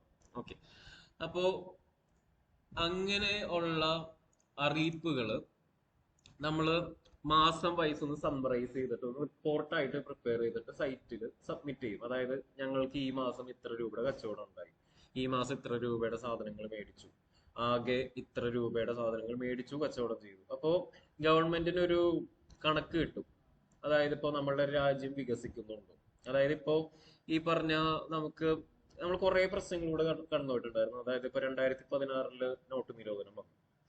അത് കഴിഞ്ഞ് ഒരു 2017 കഴിഞ്ഞ് 18 ആയപ്പോഴും കേരളത്തിന്റെ അവസ്ഥ വെച്ച് നോക്കുമ്പോൾ വെള്ളപ്പൊക്കം വന്നു. അത് കഴിഞ്ഞ് 2019 വീണ്ടും വെള്ളപ്പൊക്കം, അതോടൊപ്പം തന്നെ കൊറോണയും വന്നു. പിന്നെ അത് തന്നെ 2020-21 വരെയൊക്കെ കോവിഡ് ഉണ്ടായിരുന്നു. ഓക്കെ, അപ്പോ ഈ ഒരു എപ്പോഴാണെങ്കിൽ വരൾച്ച, അങ്ങനെയുള്ള പ്രശ്നം. ഇനിയിപ്പോ അടുത്ത എന്താണ് വെള്ളപ്പൊക്കമാണ്, എന്താ വരാന്ന് പറയാൻ പറ്റില്ല. അപ്പൊ അങ്ങനെയുള്ള ഓരോ പ്രശ്നങ്ങളിലൂടെയാണ് ഓരോ സംസ്ഥാനങ്ങളും കടന്നു പോകുന്നത്. അപ്പോ ഇങ്ങനെയുള്ള പ്രശ്നങ്ങൾ വരുമ്പോ എന്താണ്? കച്ചവടം കുറയും. കച്ചവടം കുറഞ്ഞിട്ടുണ്ടെങ്കിൽ അതിനനുസരിച്ചുള്ള തീരുമാനങ്ങൾ ഗവൺമെന്റിന് എടുക്കാനായിട്ട് കഴിയണം. പക്ഷെ അപ്പോൾ ഈ കച്ചവടത്തിന്റെ വളർച്ച എത്രത്തോളം ഉണ്ടെന്ന് അറിയാനായിട്ട് പണ്ടത്തെ കാലത്ത് കണക്കുകൾ പല പല സംസ്ഥാനങ്ങളുടെ കയ്യിലായിരുന്നു. പക്ഷെ ഇപ്പോൾ അതെല്ലാം കൂടി ഏകീകരിച്ച് ഒറ്റ GST സൈറ്റിൽ നോക്കിക്കഴിഞ്ഞാൽ മറ്റേ സ്റ്റേറ്റ് ഗവൺമെന്റിനും ഈ കണക്ക് കിട്ടും, സെൻട്രൽ ഗവൺമെന്റിനും ഈ ഒരു കണക്ക് കിട്ടും. അപ്പൊ അതുകൊണ്ട് എന്താന്ന് വെച്ചാൽ ഏതെങ്കിലും ഒരു സംസ്ഥാനത്തിൽ എന്തെങ്കിലും പ്രശ്നങ്ങളുണ്ട്, വളർച്ചക്കുറവൊക്കെ ഉണ്ടെങ്കിൽ അവർക്ക് എളുപ്പം കണ്ടുപിടിച്ച് അതിൻ്റെതായിട്ടുള്ള തീരുമാനങ്ങളൊക്കെ എടുക്കാനായിട്ട് പറ്റും. അപ്പോൾ അങ്ങനെയുള്ള ഇൻഫോർമേഷൻ ഇവർക്ക് കിട്ടുന്ന എങ്ങനെയാന്ന് വെച്ചാൽ നമ്മൾ കൊടുക്കുന്ന ഈ ഒരു റിപ്പോർട്ട് വെച്ചിട്ടാണ്. അതായത് ഇപ്പോ നമ്മള് അക്കൗണ്ടിങ്ങിൽ നമ്മൾക്ക് ഉള്ള കുറെ റിപ്പോർട്ടുകളുണ്ട്. അതായത് balance sheet, profit and loss, അങ്ങനെ ഓരോ റിപ്പോർട്ടിനും ഓരോ ഉദ്ദേശമുണ്ട്. ഇപ്പോ പ്രോഫിറ്റ് ആൻഡ് ലോസിന്റെ ഉദ്ദേശം എന്ന് പറയുന്ന കമ്പനി ലാഭത്തിലാണോ നഷ്ടത്തിലാണോ? ബാലൻസ് ഷീറ്റ് കമ്പനിയുടെ അവസ്ഥകൾ എന്താണ്, എത്ര സ്വത്തുക്കളുണ്ട്, ബാധ്യതകളുണ്ട് എന്നുള്ള അവസ്ഥ കാണാനായിട്ടാണ് ഈ പറഞ്ഞ ബാലൻസ് ഷീറ്റ് ഉള്ളത്. അതേപോലെ നമ്മൾക്ക് ആവശ്യമുള്ള കുറച്ച് റിപ്പോർട്ടുകളാണ് GST റിട്ടേണുകൾ എന്ന് പറയുന്നത്. നമ്മളൊരു സോഫ്റ്റ്വെയർ ആണ് ഉപയോഗിക്കുന്നതെങ്കിൽ ഈ പറഞ്ഞ റിപ്പോർട്ടുകൾ സോഫ്റ്റ്വെയർ നമ്മൾക്ക് ഉണ്ടാക്കി തരും. നമ്മൾക്ക് ഇങ്ങനെ ഇത് വരച്ച് എഴുതേണ്ട കാര്യമൊന്നുമില്ല, സോഫ്റ്റ്വെയർ ചെയ്തോളൂ. ഇന്നത്തെ കാലത്ത് എല്ലാവരും സോഫ്റ്റ്വെയർ ആണ് GST റിട്ടേണിന് വേണ്ടിയിട്ട് ഉപയോഗിക്കുന്നത്. അവരുടെ സ്വന്തം സോഫ്റ്റ്വെയർ ഉണ്ടാവും, അല്ലെങ്കിൽ നമ്മളിപ്പോ ഇവിടെ പറയുന്ന ടാലി, സോഹോ പോലുള്ള സോഫ്റ്റ്വെയറുകൾ അവർക്ക് ഉണ്ടാവും. ഓക്കെ, അപ്പോൾ അതില് മെയിൻ ആയിട്ട് നമ്മൾ അറിഞ്ഞിരിക്കേണ്ട ഒരു റിട്ടേൺ ആണ് GSTR 1 എന്ന് പറയുന്നത്. ഈ GSTR 1 എന്ന് പറയുന്നത് ഡീറ്റെയിൽസ് ഓഫ് ഔട്ട്വേർഡ് സപ്ലൈസ് എന്ന് പറയും. അതായത് പുറത്തേക്കുള്ള സപ്ലൈ എന്ന് പറയുന്നത് നമ്മുടെ കച്ചവടം അല്ലെങ്കിൽ സെയിൽസ് എന്ന് എളുപ്പത്തിൽ വിളിക്കാം. അപ്പോൾ എത്ര കച്ചവടം ഉണ്ടായി എന്നുള്ളതിന്റെ ഒരു രേഖ അല്ലെങ്കിൽ റിപ്പോർട്ട്, അതാണ് ഈ GSTR 1 എന്നുള്ള പേരിട്ട് വിളിക്കുന്നത്. കച്ചവടം അല്ലെങ്കിൽ സെയിൽസിന്റെ എല്ലാവരും സമ്മറി. ഇത് നമ്മൾ ഓരോന്നിനും ഓരോ റിപ്പോർട്ട് സൈറ്റിൽ സബ്മിറ്റ് ചെയ്യേണ്ട ഒരു തീയതിയുണ്ട്. ഇപ്പൊ ഇതാണെങ്കിൽ 10-ാം തീയതി. ഇത് കഴിഞ്ഞിട്ട് സബ്മിറ്റ് ചെയ്തിട്ടുണ്ടെങ്കിൽ അവർ നമ്മൾക്ക് ഫൈൻ അടിച്ചു തരും. അങ്ങനെയുണ്ട്. അപ്പോൾ ഓരോ ഫൈനും ഡിഫറെന്റ് ആണ്. ഓരോ ഇത്ര ടേൺ ഓവർ കൂടുന്ന കമ്പനികൾ അല്ലെങ്കിൽ രജിസ്ട്രേഷൻ ടൈപ്പിനനുസരിച്ചൊക്കെ ഫൈനിന്റെ എമൗണ്ടിലൊക്കെ വ്യത്യാസം വരും. ഓക്കെ, ഇതാണ് ഇപ്പോൾ നിലവിലുള്ള തീയതി. പിന്നെ ഈ തീയതി തന്നെ ഗവൺമെന്റ് ഓരോ സമയം അനുസരിച്ച് മാറ്റാറുണ്ട്. അതായത് ഇങ്ങനെയാണ് ഇപ്പോൾ സ്റ്റാൻഡേർഡ് തീയതി എങ്കിലും നമ്മൾ സൈറ്റിൽ പോയി നോക്കുമ്പോൾ ഈ തീയതി ചിലപ്പോൾ നീട്ടിയിട്ടുണ്ടാകാം. കാരണം എന്താ വെച്ചാൽ ഇപ്പൊ കോവിഡിന്റെ ഒക്കെ സമയത്ത് എല്ലാവർക്കും ബുദ്ധിമുട്ടായിരുന്നു, കട പോകുന്നുണ്ടായിരുന്നില്ല. അപ്പൊ അങ്ങനെയുള്ള സമയത്ത് അവർ തീയതി നീട്ടിക്കൊണ്ടിരിക്കും. ഓക്കെ, അപ്പോ തീയതി സ്റ്റാൻഡേർഡ് തീയതികൾ ഇങ്ങനെയാണ്. അതായത് കച്ചവടത്തിന്റെ വിവരം 10-ാം തീയതിക്കുള്ളിൽ, അടുത്ത മാസം 10-ാം തീയതി, അതായത് ഇപ്പോ ഏപ്രിലിലെ കച്ചവടം നെക്സ്റ്റ് മന്ത് മെയ് ആയ 10-ാം തീയതിക്കുള്ളിൽ ഗവൺമെന്റ് സൈറ്റിൽ അറിയിച്ചിട്ടുണ്ടാവണം. ഇനി GSTR 2 എന്ന് പറയുന്നത് ഇൻവേർഡ് സപ്ലൈസ് അല്ലെങ്കിൽ പെർച്ചേസ്, സാധനങ്ങൾ മേടിച്ചതിന്റെ മീതെയുള്ള വിവരങ്ങളാണ് GSTR 2 ഉണ്ടാവുന്നത്. അത് നെക്സ്റ്റ് മന്തിന്റെ 15-ാം തീയതിക്കുള്ളിൽ സബ്മിറ്റ് ചെയ്യണം എന്നാണ് അതിന്റെ ഒരു കാര്യം. പക്ഷെ നിലവിൽ ഇപ്പോൾ ഈ ഒരു GSTR 2 നമ്മൾക്ക് എഡിറ്റ് ചെയ്യാൻ പറ്റില്ല. കാരണം എന്താ വെച്ചാൽ ഗവൺമെന്റ് കുറെ കാര്യങ്ങൾ ഫിക്സ് ചെയ്തുകൊണ്ടിരിക്കുകയാണ്. അതായത് ഇവിടെ നോക്കാം, ഇവിടെ GSTR 1 എന്ന് പറയുന്നത് 10-ാം തീയതി. ഓക്കെ, ഇതെന്ന് പറയുന്നത് 15-ാം തീയതി. അപ്പൊ ആദ്യം ഉണ്ടാവുന്നത് ഈ പറഞ്ഞ GSTR 1 ആയിരിക്കും. ഓക്കെ, അപ്പൊ GSTR 1 എന്ന് പറയുന്നത് നമ്മുടെ കച്ചവടത്തിന്റെ കാര്യം. ഓക്കെ, അതായത് ഇപ്പോ ഉദാഹരണം പറഞ്ഞിട്ടുണ്ടെങ്കിൽ ഞാൻ ഇപ്പോ ഷിബുവിന് സെയിൽ ചെയ്തു. ഓക്കെ, അത് ഞാൻ GST സൈറ്റിൽ അപ്ഡേറ്റ് ചെയ്ത് വെച്ചു. ഓക്കെ, അപ്പൊ ഞാൻ എന്റെ കമ്പനിയിൽ എന്റെ വെബ്സൈറ്റിൽ അല്ലെങ്കിൽ എന്റെ ലോഗിൻ വെച്ചിട്ട് GST സൈറ്റിൽ കയറി, അതായത് ഇപ്പോ ഈ ഒരു വെബ്സൈറ്റിൽ കയറി എന്റെ കമ്പനി ഷിബുവിന് സെയിൽ ചെയ്തു എന്ന് പറഞ്ഞ് ബില്ല് റെക്കോർഡ് ചെയ്തു. ഓക്കെ, അപ്പോ ഗവൺമെന്റ് സൈറ്റ് അല്ലെങ്കിൽ ഈ സൈറ്റിന്റെ ഉദ്ദേശം എന്താന്ന് വെച്ചാൽ സെൻട്രലൈസേഷൻ അല്ലെങ്കിൽ എല്ലാനും തട്ടിപ്പുകൾ കുറക്കുക. ഓക്കെ, അപ്പോ ഇവിടെ ഞാൻ അപ്ലോഡ് ചെയ്യുന്ന സംഭവം തന്നെ ഷിബുവിന്റെ അക്കൗണ്ടിൽ തനിയെ റിഫ്ലക്ട് ചെയ്തു. ഓക്കെ, അപ്പോ ഷിബുവിന് എളുപ്പമായി. അതായത് പെർച്ചേസ് എന്ന് പറഞ്ഞ സെപ്പറേറ്റ് റെക്കോർഡ് ചെയ്യേണ്ട കാര്യമില്ല. അതായത് ഇപ്പൊ നമ്മള് ഇപ്പൊ ഒരു ഫേസ്ബുക്കിൽ ഒരു ഫോട്ടോ ഇടുന്ന പോലെ, അതായത് ഇപ്പൊ ഫോട്ടോ ഇടുമ്പോൾ ടാഗ് ചെയ്യൂലേ, അതായത് ഇപ്പൊ ഞാൻ ഒരു ഫോട്ടോ ഇട്ടിട്ടുണ്ടെങ്കിൽ ടാഗ് ചെയ്തിട്ടുണ്ടെങ്കിൽ ഫ്രണ്ടും ടാഗ് ഫോട്ടോ അപ്ലോഡ് ചെയ്ത പോലെ തന്നെയാണ്. അതേ സെയിം സംഭവം തന്നെയാണ് GST. നമ്മളൊരു ഫോട്ടോ അല്ലെങ്കിൽ ബില്ല് അപ്ലോഡ് ചെയ്യുന്നു, അതേ സംഭവം തന്നെ ഈ ഒരു എന്റെ സെയിൽസ് വേറൊരാളുടെ പെർച്ചേസ് ആയിട്ട് ഓട്ടോമാറ്റിക് ആയിട്ട് റെക്കോർഡ് ചെയ്യും. അപ്പൊ അതേപോലെ തന്നെ അപ്പൊ അതുകൊണ്ട് ഇല്ലാത്ത പെർച്ചേസ് ഉണ്ടാക്കിയിട്ട് വേണമെങ്കിൽ പെരുപ്പിച്ച് കാണിക്കാം. അതായത് അങ്ങനെ നമുക്ക് തട്ടിപ്പുകൾ നടത്താം. ഒരു കാലത്ത് ഈ പറഞ്ഞ നമ്മുടെ എറണാകുളത്ത് പെരുമ്പാവൂർ ഭാഗത്തൊക്കെ ഈ പറഞ്ഞ ഇങ്ങനെയുള്ള തട്ടിപ്പുകൾ കൂടുതലായിരുന്നു. അങ്ങനെയുള്ള കുറെ തട്ടിപ്പുകൾ കേസുകൾ വന്നതിന് ശേഷം ഗവൺമെന്റ് ഈ പറഞ്ഞ GSTR 2 എഡിറ്റ് ചെയ്യാൻ പറ്റാത്ത രീതിയിൽ ആക്കി. അതായത് കച്ചവടം ഉണ്ടാവുകയാണെങ്കിൽ വേറെ ഒരാൾ സെയിൽസ് എന്ന് പറഞ്ഞ് എഴുതും, അത് നിങ്ങളുടെ പെർച്ചേസ് എന്ന് പറഞ്ഞ് തനിയെ വന്നോളും. ഓക്കെ, ആ രീതിയിലാണ് ഇപ്പോൾ GSTR 2 വന്നിട്ടുള്ളത്. എന്നാലും നമ്മൾ സൈറ്റിൽ പോയിട്ട് ഈ പെർച്ചേസ് ഒക്കെ നമ്മൾ തന്നെയാണോ എന്ന് വെരിഫൈ ചെയ്തിട്ട് എല്ലാ 15-ാം തീയതിക്കുള്ളിൽ ജസ്റ്റ് ഒന്ന് ആ ഒരു റിപ്പോർട്ട് ഫയൽ ചെയ്ത് വെച്ചിട്ടുണ്ടാവും. അങ്ങനെയാണ്, അതുകൊണ്ടാണ് ഈ ഒരു തീയതിയും ഉള്ളത്. അതായത് നമ്മൾ തന്നെ വെരിഫൈ ചെയ്ത് നോക്കി ഇത്ര സാധനങ്ങൾ ഞങ്ങൾ മേടിച്ചിട്ടുണ്ട് എന്ന് നമ്മൾ തന്നെ ഗവൺമെന്റിനെ ഒന്ന് അറിയിച്ചിട്ടുണ്ടാവും. അപ്പൊ അതിനാണ് ഈ റിപ്പോർട്ട് അല്ലെങ്കിൽ ഫയലിംഗ് റിട്ടേൺ എന്ന് പറയുന്നത്. നമ്മൾ തന്നെ ഗവൺമെന്റിനെ ഉറപ്പിക്കുന്നു, അതായത് ഈ വിവരങ്ങളൊക്കെ കറക്റ്റ് ആണ്. ഇനി ലാസ്റ്റ് അല്ലെങ്കിൽ ഇമ്പോർട്ടന്റ് ആയിട്ടുള്ള ഒരു റിപ്പോർട്ടാണ് GSTR 3 അല്ലെങ്കിൽ 3B എന്നൊക്കെ പറയുന്നത്. ഇത് മന്ത്ലി റിട്ടേൺ ആണ്. മന്ത്ലി റിട്ടേൺ എന്ന് പറയുന്നത് സമ്മറിയാണ്. നമ്മളുടെ പെർച്ചേസിന്റെ വിവരങ്ങളും ഉണ്ടാവും, സെയിൽസിന്റെ കച്ചവടത്തിന്റെ വിവരങ്ങളും അതിന്റെ അകത്ത് ഉണ്ടാവും. അപ്പൊ രണ്ടിന്റെയും കൂടി സമ്മറി, 1-ന്റെയും 2-ന്റെയും സമ്മറിയാണ് GSTR 3 എന്ന് പറയുന്നത്. പെർച്ചേസ് ഉണ്ടാവും, സെയിൽസിന്റെ വിവരങ്ങൾ ഉണ്ടാവും. പിന്നെ നെക്സ്റ്റ് ഒരു ടൈപ്പ് റിട്ടേൺ ആണ് GSTR 4 എന്ന് പറയുന്നത്. അത് പക്ഷെ നമ്മള് ചെയ്യേണ്ട കാര്യമില്ല. അതായത് ഇപ്പോ നമ്മളിവിടെ ചെയ്യാൻ പോകുന്ന കമ്പനികളെല്ലാവരും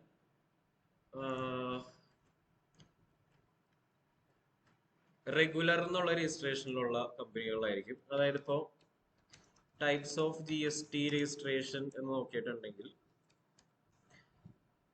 2 തരത്തിലുള്ള GST രജിസ്ട്രേഷൻ നമുക്ക് എടുക്കാം. ഓക്കെ, നമുക്ക് composition registration.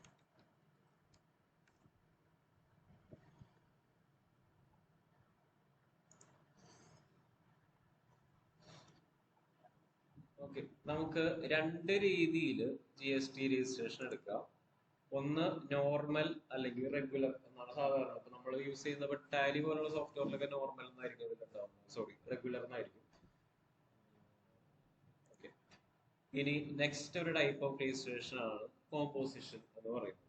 അപ്പൊ ഇവിടെ ഇപ്പോൾ ഈ ഒരു ഇമേജിൽ കാണുന്ന പോലെ നമുക്ക് ഒരു നോർമൽ അല്ലെങ്കിൽ റെഗുലർ രജിസ്ട്രേഷൻ എടുത്തിട്ടുള്ള ഒരാള് മാസത്തില് 3 റിപ്പോർട്ടുകളാണ് ഫയൽ ചെയ്യുന്നത്. കോമ്പോസിഷൻ രജിസ്റ്റേർഡ് പേഴ്സൺ ആണെങ്കിൽ ക്വാർട്ടർലി ആണ് ഒരു റിട്ടേൺ സബ്മിറ്റ് ചെയ്യേണ്ടത്. ഇതെന്തിനു വന്നു എന്ന് വെച്ചിട്ടുണ്ടെങ്കിൽ, ഈ പറഞ്ഞ GST വന്നത് ആദ്യത്തെ കാലത്ത് 2017 വന്നപ്പോൾ പെട്ടെന്നാണ് ഈ പറഞ്ഞ ടാക്സ് വന്നത്. എല്ലാവർക്കും ഒരു ബുദ്ധിമുട്ടായിരുന്നു, എന്താണ് ചെയ്യേണ്ടതെന്ന് അറിയില്ല. നോട്ട് ചെയ്തത് അത് കഴിഞ്ഞിട്ടാണ് 16, 17, 18 അങ്ങനെ ഓരോ പ്രശ്നങ്ങളാണ് നമുക്ക് കേരളത്തിൽ ഇങ്ങനെ വന്നുകൊണ്ടിരിക്കുന്നത്. ഓക്കെ, അപ്പോ ഈ ഒരു എല്ലാവർക്കും അതൊരു ബുദ്ധിമുട്ടാണ്. അപ്പോ ഈ ചെറിയ ചെറിയ കമ്പനികളൊക്കെ ഉണ്ടാവും, കാര്യം അവർക്ക് കച്ചവടം ഉണ്ടാവും, പക്ഷെ പഴയ ആൾക്കാരായിരിക്കും. അവർക്ക് ഈ പറഞ്ഞ എല്ലാ മാസവും ഈ പറഞ്ഞ സൈറ്റിൽ പോയിട്ട് വിവരങ്ങൾ അപ്ലോഡ് ചെയ്യാനൊക്കെ ഭയങ്കര ബുദ്ധിമുട്ടായിരിക്കും. അപ്പൊ അങ്ങനെയുള്ളവരെ സഹായിക്കാനായിട്ടാണ് ഈ പറഞ്ഞ ഒരു സ്കീം കൂടി അവർ കൊണ്ടുവന്നത്. അതിനാണ് കോമ്പോസിഷൻ സ്കീം എന്ന് പറയുന്നത്. അപ്പൊ അവർക്കുള്ള ബെനിഫിറ്റ് ആണ് ഈ പറഞ്ഞ 3 റിട്ടേണുകൾ ഒന്ന് സബ്മിറ്റ് ചെയ്യേണ്ട, 3 മാസം കൂടുമ്പോൾ ഒരു റിട്ടേൺ സബ്മിറ്റ് ചെയ്താൽ മതി. പക്ഷെ ഇങ്ങനെയുള്ളവർക്ക് ഉള്ളൊരു പ്രശ്നങ്ങളുണ്ട്. അതായത് സാധാരണ GST രജിസ്റ്റേർഡ് പേഴ്സണ് കുറെ ബെനിഫിറ്റുകൾ ഉണ്ട്. അതായത് ഇൻപുട്ട് ടാക്സ് ക്രെഡിറ്റ് ക്ലെയിം ചെയ്യാൻ പറ്റും, അങ്ങനെയുള്ള കുറെ ബെനിഫിറ്റ് ഉണ്ട്. എന്താണ് ITC എന്നൊക്കെ നമ്മൾ പിന്നീട് സോഫ്റ്റ്വെയറിലേക്ക് പോകുമ്പോൾ പറയാം. അതായത് ഈ ഒരു നോർമൽ പേഴ്സണ് GST രജിസ്ട്രേഷൻ എടുത്തിട്ടുണ്ടെങ്കിൽ കിട്ടുന്ന കുറച്ച് ബെനിഫിറ്റുകൾ ഉണ്ട്, അത് ഇവർക്ക് കിട്ടില്ല. കാരണം എന്താ വെച്ചാൽ ഇവർക്ക് കുറെ നൂലാമാലകൾ ഗവൺമെന്റ് ഒഴിവാക്കി കൊടുത്തിട്ടുണ്ട്. അപ്പൊ അങ്ങനെ ഒരു വ്യത്യാസം രണ്ടും തമ്മിലുണ്ട്. അപ്പോ അങ്ങനെയുള്ള ഒരു കോമ്പോസിഷൻ ഡീലർ എടുക്കുന്ന അല്ലെങ്കിൽ അയാള് ഫയൽ ചെയ്യേണ്ട കാര്യമാണ് GSTR4 എന്ന് പറയുന്നത്. അയാള് പക്ഷെ 3 മാസം കൂടുമ്പോൾ ചെയ്താൽ മതി. നമ്മളിപ്പോ ഡിസ്കസ് ചെയ്യുന്ന സിറ്റുവേഷനിൽ ടാലി പോലുള്ള സോഫ്റ്റ്വെയറിൽ നമുക്ക് ഈ 3 റിപ്പോർട്ടുകളും റിട്ടേണുകളും കാണാൻ പറ്റും. പിന്നെ GSTR9 എന്നുള്ള റിട്ടേൺ കാണാൻ പറ്റും. GSTR9 എന്ന് പറയുന്നത് ഈ പേര് പോലെ തന്നെ ആനുവൽ റിട്ടേൺ ആണ്. ഒരു വർഷത്തിലുള്ള കംപ്ലീറ്റ് സമ്മറി, ഒരു വർഷത്തിൽ എത്ര സാധനങ്ങൾ മേടിച്ചു വിറ്റു എന്നുള്ളതിന്റെ സമ്മറിയാണ് ഈ ഒരു GSTR9 ആനുവൽ റിട്ടേൺ എന്ന് പറയുന്നത്. അപ്പോൾ ഇത്രയും കാര്യങ്ങളാണ് ഒരു GST റിട്ടേൺ ഡിസ്കസ് ചെയ്യുമ്പോൾ നമുക്ക് മെയിൻ ആയിട്ട് അറിഞ്ഞിരിക്കേണ്ടത്. ഓക്കെ, അപ്പോ ഇനി നെക്സ്റ്റ് ഉള്ള ഒരു കാര്യമാണ് കമ്പോണൻസ് ഓഫ് GST എന്ന് പറയുന്നത്, അല്ലെങ്കിൽ GSTയുടെ ഭാഗങ്ങൾ. GST എന്ന് പറയുന്നത് നമുക്കൊരു എക്സ്പെൻസ് പോലെയാണ്, അല്ലാന്നുണ്ടെങ്കിൽ നമുക്ക് വേണമെങ്കിൽ ഒരു അസറ്റ് പോലെ വേണമെങ്കിൽ ചിന്തിക്കാം. ഓക്കെ, അതെങ്ങനെയാണെന്നുള്ളത് നമ്മൾ ഇപ്പോ നെക്സ്റ്റ് ഇനി ഒരു ഇൻപുട്ട് ടാക്സ് ക്രെഡിറ്റ് എന്ന് പറയുന്ന കൺസെപ്റ്റ് പറയുമ്പോൾ പറയാം. അതിന്റെ ചാനൽ എൻട്രി ഒക്കെ ഉണ്ട്, നമുക്ക് നോക്കാം. അപ്പൊ അതിലേക്ക് പോകുന്നതിന് മുമ്പ് എന്തൊക്കെയാണ് GST ഭാഗങ്ങൾ, കമ്പോണൻസ്. ഓക്കെ, അപ്പൊ നേരത്തെ നമ്മൾ പറഞ്ഞിട്ടുണ്ടായിരുന്നു പണ്ട് എല്ലാ സംസ്ഥാനത്തിലും പല പല ടാക്സുകളായിരുന്നു. GST വന്നതിന് ശേഷം അതെല്ലാം കൂടി മാറി ഒറ്റ ടാക്സ് ആയി. പക്ഷെ ആ ടാക്സ് തന്നെ ഇങ്ങനെ ഇവര് സ്പ്ലിറ്റ് ചെയ്തിട്ടുണ്ട്. അതായത് ഇപ്പോ സെൻട്രൽ ഗവൺമെന്റിലേക്ക് പോകുന്ന ടാക്സ് ആണ് central goods and service tax, അല്ലെങ്കിൽ CGST എന്ന് പറയുന്ന ഭാഗം. ഇനി സ്റ്റേറ്റ് ഗവൺമെന്റിന്റെ അക്കൗണ്ടിലേക്ക് പോകുന്നതാണ് SGST, അല്ലെങ്കിൽ state goods and service tax എന്ന് പറയുന്നത്. ഇനി IGST എന്ന് പറയുന്നത് integrated goods and service tax എന്ന് പറയുന്ന ടാക്സ് ആണ്. UTGST എന്ന് പറയുന്നത് union territory goods and service tax. അത് കേരളത്തിലില്ല. അതേസമയം ലക്ഷദ്വീപ്, പിന്നെ ആൻഡമാൻ നിക്കോബാർ തുടങ്ങിയ കേന്ദ്ര ഭരണ പ്രദേശങ്ങൾ, അവിടെയൊക്കെയാണ് UTGST എന്നുള്ള ടാക്സ് ഉള്ളത്. അപ്പോ നമ്മൾ കേരളത്തിന്റെ പോയിന്റ് ഓഫ് വ്യൂവിൽ നോക്കുമ്പോൾ നമുക്ക് CGST വരും, SGST വരും, IGST ആയിരിക്കും വരുന്നത്. നമ്മൾ കൂടുതലും ഡിസ്കസ് ചെയ്യാൻ പോകുന്നത് ഈ 3 ടാക്സുകളെ കുറിച്ചായിരിക്കും. ഇപ്പൊ നിങ്ങൾ ലക്ഷദ്വീപിലാണ് വർക്ക് ചെയ്യുന്നതെങ്കിൽ അവിടെ വരുന്ന ടാക്സ് എന്ന് പറയുന്നത്, അതായത് UTGST വരുന്ന സ്ഥലത്ത് SGST വരില്ല. അതായത് നമ്മൾ വർക്ക് ചെയ്യുന്ന സ്ഥലം ഏതാണ്, സ്റ്റേറ്റ് ആണെങ്കിൽ അവിടെ സ്റ്റേറ്റിന്റെ ടാക്സ് ആയിരിക്കും, യൂണിയൻ ടെറിട്ടറി ആണെങ്കിൽ അവിടെ യൂണിയൻ ടെറിട്ടറിയുടെ ടാക്സ് ആയിരിക്കും ഉണ്ടാവുന്നത്. ഓക്കെ, അപ്പോ ഇനി CGST സെൻട്രൽ ഗവൺമെന്റിലേക്കാണ് പോകുന്നത്, SGST സ്റ്റേറ്റ് ഗവൺമെന്റ്. ഏത് സിറ്റുവേഷനിലും CGSTയും SGSTയും ഈക്വൽ ആയിരിക്കും. അതായത് രണ്ട് പേരും തമ്മിൽ പ്രശ്നങ്ങൾ ഉണ്ടാവാതിരിക്കാനായിട്ട് തുല്യമായിട്ടാണ് വീതിക്കുന്നത്. ടാക്സ് എമൗണ്ട് സെൻട്രൽ ഗവൺമെന്റും സ്റ്റേറ്റ് ഗവൺമെന്റും ഈക്വൽ ആയിട്ട് ഡിവൈഡ് ചെയ്യും. അതായത് മോദി പിണറായി രണ്ടുപേരും തുല്യമായിട്ട് വീതിച്ചെടുക്കുന്നു, പ്രശ്നങ്ങളില്ലാതിരിക്കാൻ. ഓക്കെ, പിന്നെ പ്രശ്നങ്ങൾ വരുന്നത് ഈ ഒരു സിറ്റുവേഷൻ വരുമ്പോഴാണ്. ഇൻട്രാ സ്റ്റേറ്റ്, ഇന്റർ സ്റ്റേറ്റ് എന്ന് പറഞ്ഞിട്ട് രണ്ടായിട്ട് ഇവരിങ്ങനെ സ്പ്ലിറ്റ് ചെയ്യും. അതായത് ഇൻട്രാ സ്റ്റേറ്റ് എന്ന് പറയുന്നത് സിറ്റുവേഷൻ വരുന്നത്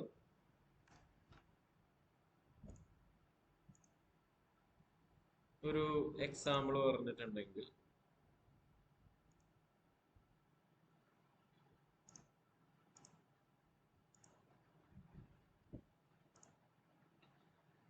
ഓക്കെ, ഇപ്പോ കേരളത്തിലുള്ള ഒരു കമ്പനി എറണാകുളത്താന്ന് വിചാരിക്കാം. ആ കമ്പനി ഗുഡ്സ് കേരളത്തിൽ തന്നെയുള്ള കണ്ണൂരിലുള്ളൊരു കമ്പനിക്ക് വിൽക്കുകയാണെന്ന് വിചാരിക്കാം. അപ്പോ ഇവിടെ കേരളത്തിന്റെ അകത്ത് ഉള്ള ഗുഡ്സ് കേരളത്തിന്റെ അകത്ത് തന്നെയാണ് ട്രാൻസ്ഫേർഡ് ആവുക. ഓക്കെ, അപ്പോ ഇങ്ങനെയുള്ള ട്രാൻസാക്ഷനെയാണ് GSTയിൽ ഇൻട്രാ സ്റ്റേറ്റ് ട്രാൻസാക്ഷൻ എന്ന് പറയുന്നത്. ഓക്കെ, അപ്പൊ ഇതാണ് ഇൻട്രാ സ്റ്റേറ്റ്. സ്വന്തമാണ് ഒരു സ്റ്റേറ്റിന്റെ അകത്ത് തന്നെ ഇൻട്രാ സ്റ്റേറ്റ് ട്രാൻസാക്ഷൻ. ഓക്കെ, അപ്പോ ഇൻട്രാ സ്റ്റേറ്റ് ട്രാൻസാക്ഷൻ വരുമ്പോൾ ഉള്ള ഒരു കാര്യം എന്താന്ന് വെച്ചാല്, ഇവിടെ കേരളം രണ്ടാണ് വന്നിട്ടുള്ളത്. അപ്പോ കേരളത്തിന് ഒരു ഗവൺമെന്റ്, ഓക്കെ, പിണറായി ഗവൺമെന്റ്. അപ്പോ കേരളത്തിൽ ഒരു കച്ചവടം നടന്നിട്ടുണ്ടെങ്കിൽ അതിന്റെ ബെനിഫിറ്റ് കിട്ടേണ്ടത് ആർക്കാണ്? നമ്മുടെ കേരള ഗവൺമെന്റ് ആണ് കിട്ടേണ്ടത്. ഓക്കെ, അപ്പോ ഇങ്ങനെ ഒരു കാര്യം വന്നിട്ടുണ്ടെങ്കിൽ അതിന് ആപ്ലിക്കബിൾ ആയിട്ടുള്ള, അതായത് കച്ചവടം നടന്നിട്ടുണ്ടെങ്കിൽ അതിന് ആപ്ലിക്കബിൾ ആയിട്ടുള്ള ടാക്സ് ആണ് GST എന്ന് പറയുന്നത്. അപ്പൊ ഇത് ഇൻട്രാ സ്റ്റേറ്റ് ട്രാൻസാക്ഷൻ ആണ് സ്വന്തം സംസ്ഥാനത്തിന്റെ അകത്ത്. അതായത് ഇന്റർനെറ്റും ഇൻട്രാനെറ്റ് എന്ന് പറയുന്ന രണ്ട് നെറ്റ് ഉണ്ട്. ഇന്റർനെറ്റ് എന്ന് പറയുന്നത് എന്താണ്? പുറത്തുള്ള എല്ലാ വിവരങ്ങളും നമുക്ക് കിട്ടും. ഇൻട്രാനെറ്റ് ആണെങ്കിൽ ഒരു കമ്പനിക്ക് അകത്തുള്ള കാര്യങ്ങൾ മാത്രമേ നമുക്ക് ഷെയർ ചെയ്യാൻ പറ്റുള്ളൂ. അതാണ് രണ്ട് തമ്മിലുള്ള വ്യത്യാസം. ആ ലോജിക്കലി ചിന്തിച്ചാൽ മതി. ഇൻട്രാ എന്ന് പറയുന്നത് സ്വന്തം സംസ്ഥാനത്തിന്റെ അകത്ത്.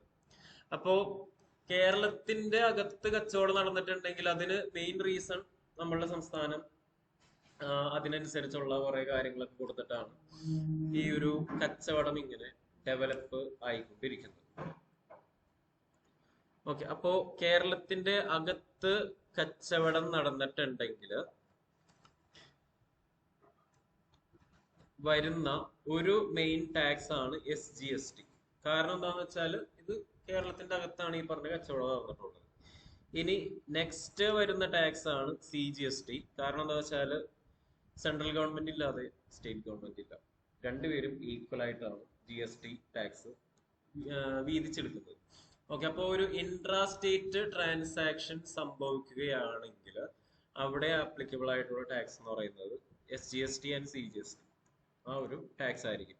അതേസമയം ഇപ്പോൾ ഒരു നമ്മൾ ലക്ഷദ്വീപിലായിരുന്നെങ്കിൽ നമുക്ക് ഈ ഒരു S മാറ്റിയിട്ട് UT ആയിരിക്കും. UT GST ആൻഡ് CGST ആ ഒരു കോമ്പിനേഷൻ ആയിരിക്കും നമുക്ക് ഉണ്ടാവും.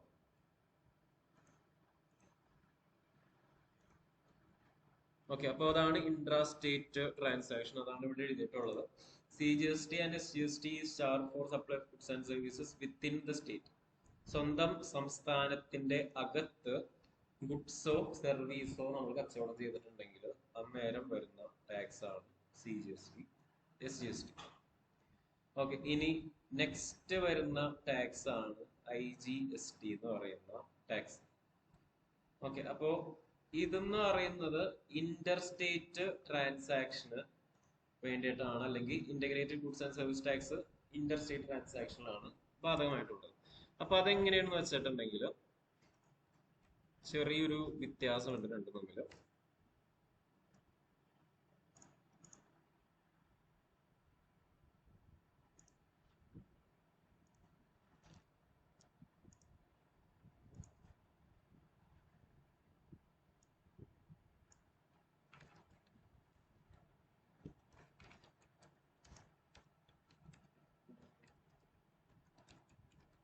ഓക്കെ, ഇതാണ് സിറ്റുവേഷൻ എന്ന് വിചാരിക്കുക. എറണാകുളത്തുള്ള കമ്പനി ഗുഡ്സ് തമിഴ്നാടുവിന് അല്ലെങ്കിൽ കോയമ്പത്തൂരുള്ള ഒരു കമ്പനിക്ക് വിൽക്കുന്നു. ഓക്കെ, അപ്പോൾ കേരളത്തില് പിണറായി ഗവൺമെന്റ് ഉണ്ട്, തമിഴ്നാട്ടില് എടപ്പാടി പളനിസ്വാമിയുടെ ഗവൺമെന്റ് ഉണ്ട്. രണ്ട് സംസ്ഥാനം. അപ്പോ ടാക്സ് ആര് മേടിക്കും എന്നുള്ളൊരു പ്രശ്നം വരും. അപ്പോ ആണ് മോദി വലിയേട്ടൻ വന്നിട്ട് നിങ്ങൾ ആർക്കും പ്രശ്നമില്ല ഞാൻ എടുത്തോളാം എന്ന് പറഞ്ഞ് ഫുള്ള് ടാക്സ് മോദി ഗവൺമെന്റ് കൊണ്ടുപോകും, അല്ലെങ്കിൽ സെൻട്രൽ ഗവൺമെന്റ് കൊണ്ടുപോകും. അതായത് ഇങ്ങനെയുള്ള സംസ്ഥാനത്തിന് പുറത്ത് എന്ത് കച്ചവടം നടന്നിട്ടുണ്ടെങ്കിലും ഫുള്ള് ടാക്സ് സെൻട്രൽ ഗവൺമെന്റിന്റെ കയ്യിലേക്കായിരിക്കും പോകുന്നത്. അവര് IGST എന്നുള്ള ടാക്സ് ആയിരിക്കും മേടിക്കുന്നത്. അതായത് ഇപ്പൊ IGST, integrated goods and service tax.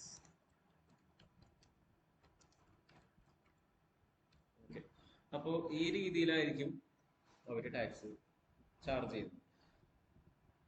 അപ്പോൾ ഇങ്ങനെയുള്ള ട്രാൻസാക്ഷനെ പറയുന്ന മറ്റൊരു പേരാണ് നേരത്തെ നമ്മൾ പറഞ്ഞ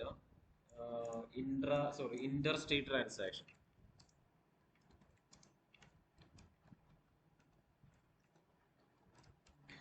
സ്വന്തം സംസ്ഥാനത്തിന് പുറത്ത് കച്ചവടം നടത്തി കഴിഞ്ഞിട്ടുണ്ടെങ്കിൽ അത് ഇന്റർ സ്റ്റേറ്റ് എന്ന് പറയും. പിന്നെ സ്വന്തം സംസ്ഥാനത്തിന് അകത്താണെങ്കിൽ ഇൻട്ര എന്നായിരിക്കും പറയുന്നത്. ഇൻട്ര ആണെങ്കിൽ കേരളത്തിന്റെ പോയിന്റ് ഓഫ് വ്യൂവിൽ SGST CGST വരും. ഇന്റർ ആണെങ്കിൽ IGST എന്നുള്ള ഒറ്റ ടാക്സ് മാത്രം വരുള്ളൂ. അതാണ് രണ്ടും തമ്മിലുള്ള വ്യത്യാസം.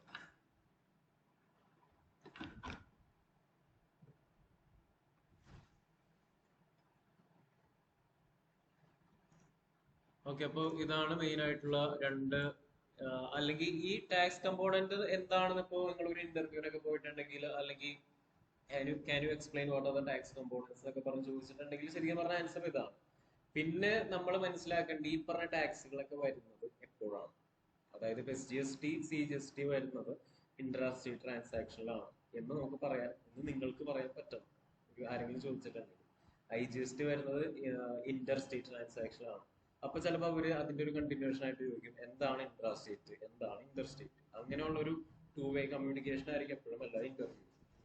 അപ്പൊ നിങ്ങൾ എന്ത് ഇൻപുട്ട് കൊടുക്കുന്നു അതിനനുസരിച്ചായിരിക്കും നിങ്ങൾക്ക് ഔട്ട്പുട്ട് കിട്ടുന്നത്. അപ്പൊ മനസ്സിലാക്കി പോകും ഇങ്ങനെ ബേസ് ആയിട്ടുള്ള കാര്യങ്ങൾ.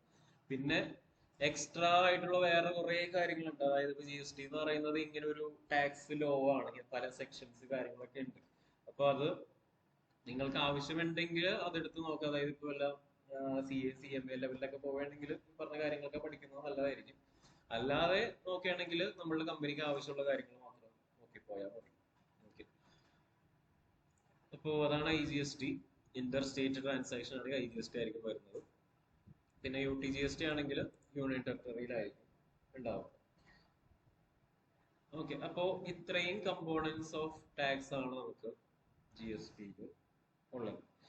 ഇനി GST രജിസ്ട്രേഷൻ എടുക്കുന്നത് ശരിക്കും ഒരു പ്രശ്നമുണ്ട്. കാരണം കുറെ നൂലാമാലുണ്ടാവും. നമ്മൾ എല്ലാ മാസവും എല്ലാ കാര്യങ്ങളും അതായത് നമ്മൾക്കൊരു പ്രൈവസി ഇല്ല. കമ്പനിക്ക് ഇഷ്ടമുള്ള സാധനങ്ങൾ വിൽക്കാൻ പറ്റില്ല. എന്ത് കച്ചവടം നടന്നിട്ടുണ്ടെങ്കിലും ഗവൺമെന്റിനെ അറിയിക്കണം. അങ്ങനെയുള്ളൊരു പ്രശ്നമാണ് GST രജിസ്ട്രേഷൻ ചെയ്തിട്ടുണ്ടെങ്കിൽ. പക്ഷെ അങ്ങനെയുള്ള കാര്യങ്ങളെ പ്രോത്സാഹിപ്പിക്കാനായിട്ട് ഗവൺമെന്റ് കൊണ്ടുവന്നിട്ടുള്ള ഒരു എക്സ്ട്രാ ഫീച്ചറാണ് ഇത് ഇൻപുട്ട് ടാക്സ് ക്രെഡിറ്റ് എന്ന് പറയും. ഓക്കെ, ഈ എന്താണ് ITC എന്ന് ചിലപ്പോൾ നിങ്ങളോട് ഏതെങ്കിലും ഇന്റർവ്യൂവിൽ ചോദിക്കാം. അവർക്ക് GST ഉണ്ടെങ്കിൽ അവർക്ക് എപ്പോഴും യൂസ് ചെയ്യുന്ന ഒരു വാക്കായിരിക്കും ITC അല്ലെങ്കിൽ ഇൻപുട്ട് ടാക്സ് ക്രെഡിറ്റ്. ITC എന്ന് പറയുന്ന കാര്യം എന്താണെന്ന് വെച്ചാല് ടാക്സ് പേ ചെയ്യുന്ന സമയത്ത് ഇൻപുട്ടിന്റെ മീതുള്ള ടാക്സ് റെഡ്യൂസ് അല്ലെങ്കിൽ ഉപയോഗിച്ചിട്ട് നമ്മുടെ ടാക്സ് ബാധ്യത കുറക്കാനായിട്ട് പറ്റും. ഓക്കെ, ഇങ്ങനെ പറഞ്ഞിട്ടുണ്ടെങ്കിൽ അല്ലെങ്കിൽ ഇങ്ങനെ ഇംഗ്ലീഷിൽ എഴുതിയ കാര്യം വായിച്ചു നോക്കി കഴിഞ്ഞാൽ ചിലപ്പോൾ ഒരു കൺഫ്യൂഷൻ വരും. പ്രാക്ടിക്കലി എന്താണെന്നുള്ളത് നമുക്ക് ടാലിയിലും ചെയ്യാം, പിന്നെ അല്ലെങ്കിൽ ഒരു മെഷർമെന്റും ചെയ്തു നോക്കാം. അതായത് ഇപ്പോ ITC എന്ന് പറയുന്നത് GST പെയ്ഡ് ഓൺ പെർച്ചേസ് ഉപയോഗിച്ചിട്ട് നമ്മൾ ടാക്സ് ലയബിലിറ്റി കുറക്കുന്നു. ഇപ്പൊ അതിന്റെ ഒരു പ്രാക്ടിക്കൽ എക്സാമ്പിൾ നമുക്കൊന്ന് ചെയ്തു നോക്കാം.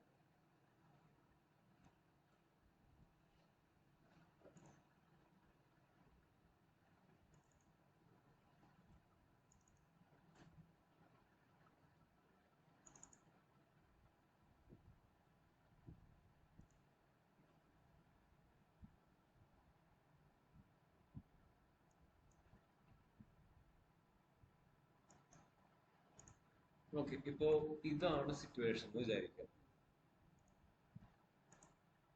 10,000 രൂപയുടെ ഗുഡ്സ് മേടിച്ചു, 18% ടാക്സ് ആണ് ചാർജ് ചെയ്യുന്നത്. ഓക്കെ, ഇനി ഓക്കെ, ഡയറക്റ്റ് നമുക്കൊരു കാര്യം ചെയ്യാം. ITCയിലേക്ക് പോകുന്നതിന് മുമ്പായിട്ട് നമുക്ക് GST ടാക്സ് സ്ലാബ്സിനെ കുറിച്ച് നമുക്കൊന്ന് പറയാം.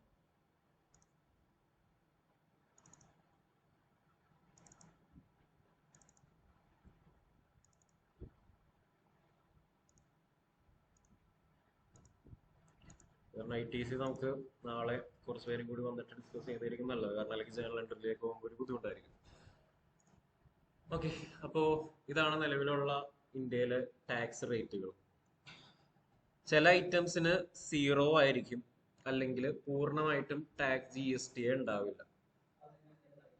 ഇതേപ്പോ ഇതിൽ കൊടുത്തേണ്ടത് ഈ ഫുഡ് ഐറ്റംസ്, അങ്ങനെയുള്ള കുറെ കാര്യങ്ങൾ. അത് ഈ പ്രോസസ്ഡ് ഫുഡാണ്. അല്ലാതെ ഇപ്പൊ ഈ പറഞ്ഞ നമ്മൾ ചില സൂപ്പർ മാർക്കറ്റിലൊക്കെ പോകുമ്പോൾ ഈ പറഞ്ഞ ചില വല്ല കോഴിമുട്ട അങ്ങനെയുള്ള സാധനങ്ങളൊക്കെ ഇല്ല, പച്ചക്കറി, അതിനൊക്കെ ഒന്നും ടാക്സ് ഉണ്ടാവില്ല. അതേസമയം ഇപ്പോ ഈ വല്ല ബ്രെഡ് അങ്ങനെയുള്ള സാധനങ്ങൾക്ക് ഈ പറഞ്ഞ GST ഉണ്ടാവും. കാരണം ഇങ്ങനെ പ്രോസസ്സ് ചെയ്തെടുക്കുന്ന സാധനങ്ങൾക്കൊക്കെ ഈ പറഞ്ഞ ഓരോരോ ടാക്സ് ഉണ്ടാവും. ഓക്കെ, ചില സാധനങ്ങൾക്ക് ടാക്സ് ഉണ്ടാവില്ല. പിന്നെ ഇപ്പൊ നമ്മളൊരു കമ്പനിയിൽ വർക്ക് ചെയ്യുമ്പോൾ നമ്മൾ ഡീൽ ചെയ്യുന്ന ഐറ്റംസിന്റെ നേച്ചർ അനുസരിച്ചായിരിക്കും. അതായത് ഇപ്പൊ സ്പൈസസ്, മസ്റ്റേർഡ് ഓയിൽ പോലുള്ള സാധനങ്ങൾക്ക് 5%, പിന്നെ ചില പ്രോസസ്ഡ് ഫുഡ്സ് ആണെങ്കിൽ 12%, സോപ്സ്, ഓയിൽ അങ്ങനെയുള്ള സാധനങ്ങളൊക്കെ ആണെങ്കിൽ 18%, പിന്നെ കാറ് പോലുള്ള സാധനങ്ങളൊക്കെ ആണെങ്കിൽ 28%, പിന്നെ ലക്ഷറി സാധനങ്ങൾക്കൊക്കെ 28% പ്ലസ് സെസ്സും കൂടി വരും എന്നുള്ള ഒരു എക്സ്ട്രാ ഒരു ടാക്സും കൂടിയാണ് ഈ സെസ് എന്ന് പറയുന്നത്. ഓക്കെ, അപ്പോ നമ്മൾ എന്ത് സാധനം മേടിക്കുന്നോ അതിനനുസരിച്ചിരിക്കും ടാക്സ്. പല റേറ്റുകളുണ്ട്. മെയിൻ ആയിട്ട് നമുക്ക് ഈ ഒരു 6 അല്ലെങ്കിൽ 5 സ്ലാബാണ് ഉള്ളത്.